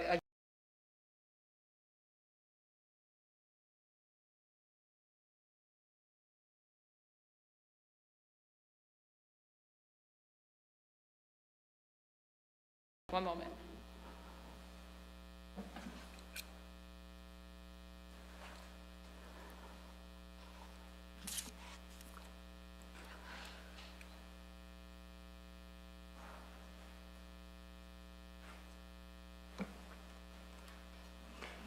Let me just ask a couple of follow-up questions that I didn't quite clear up.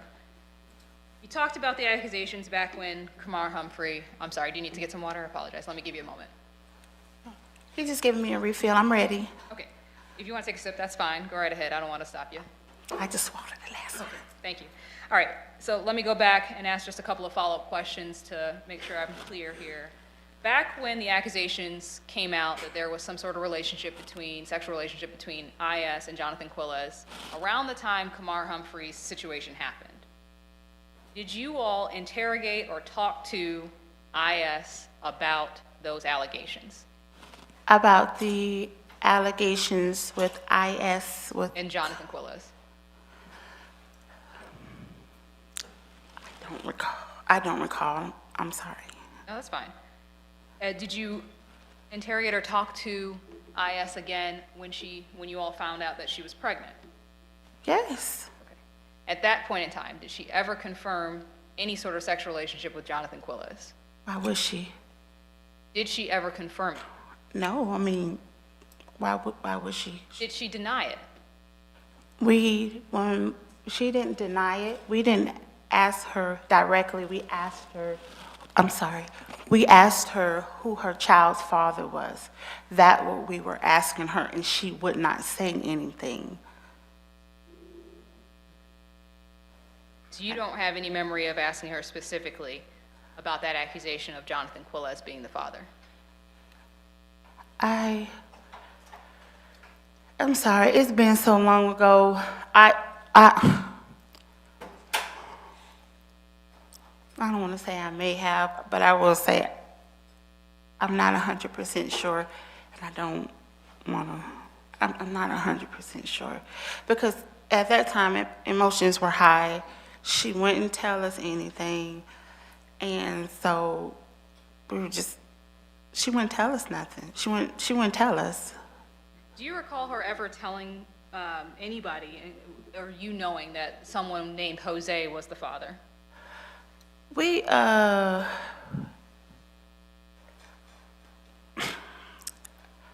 don't know if I should mention how I found out about the name about Jose. Well, I'm asking, did IS ever tell you that the father was Jose? No. Okay. Did she ever mention any other names, like Peter or a Brian or Brandon? She did not mention, I'm sorry, I cut you off. It's okay. I think she got it, but I'll say it again just to be clear. Did she ever mention any other names like Peter, Brian, or Brandon as the potential father? She didn't mention any name, so no. I didn't mean to cut you off. You're totally fine. It happens all the time. It's no problem. All right. So as far as you know, she never mentioned any names, according to you specifically. To me specifically, no. Okay. One moment.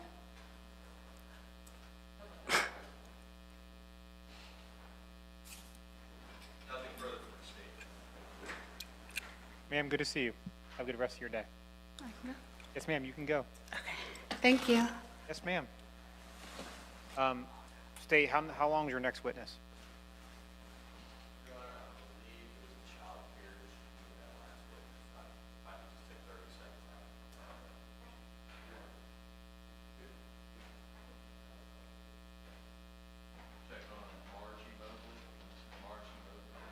Is that your only witness? Okay, so without her, you don't have anybody else? Or, okay, that's no problem. I think the jury's good to go for the day, given some looks on some faces. Okay, members of the jury, we're going to take a break for the rest of the day. We're going to pick back up at 9 o'clock tomorrow morning. Please be here at 8:45. If you don't come downtown very often, usually traffic on a Friday is less than the Monday through Thursday. But please be on time. I know we started later today. That was an unusual issue that I don't anticipate occurring tomorrow. Even though it's a Friday, I do anticipate a full day of testimony, so we can try to fit this in within 2 weeks. Please remember, and this is incredibly important, please remember, do not discuss this case among yourselves or each other. Do not tell your family or friends about it. Please stay away from the newspapers, the media. I'm not saying you can't watch TV and you can't watch local stations, but just know that during commercial breaks, when they advertise the news, you may see something. Please change the station, mute it, go to a different room. It's incredibly important that you stay away from those type of avenues. And you guys have been wonderful all week in that regard. Other than that, you can leave your notepads on your chairs. I'll work on the temperature for tomorrow if you guys are a little chilly here today. And you guys have a wonderful rest of your evening.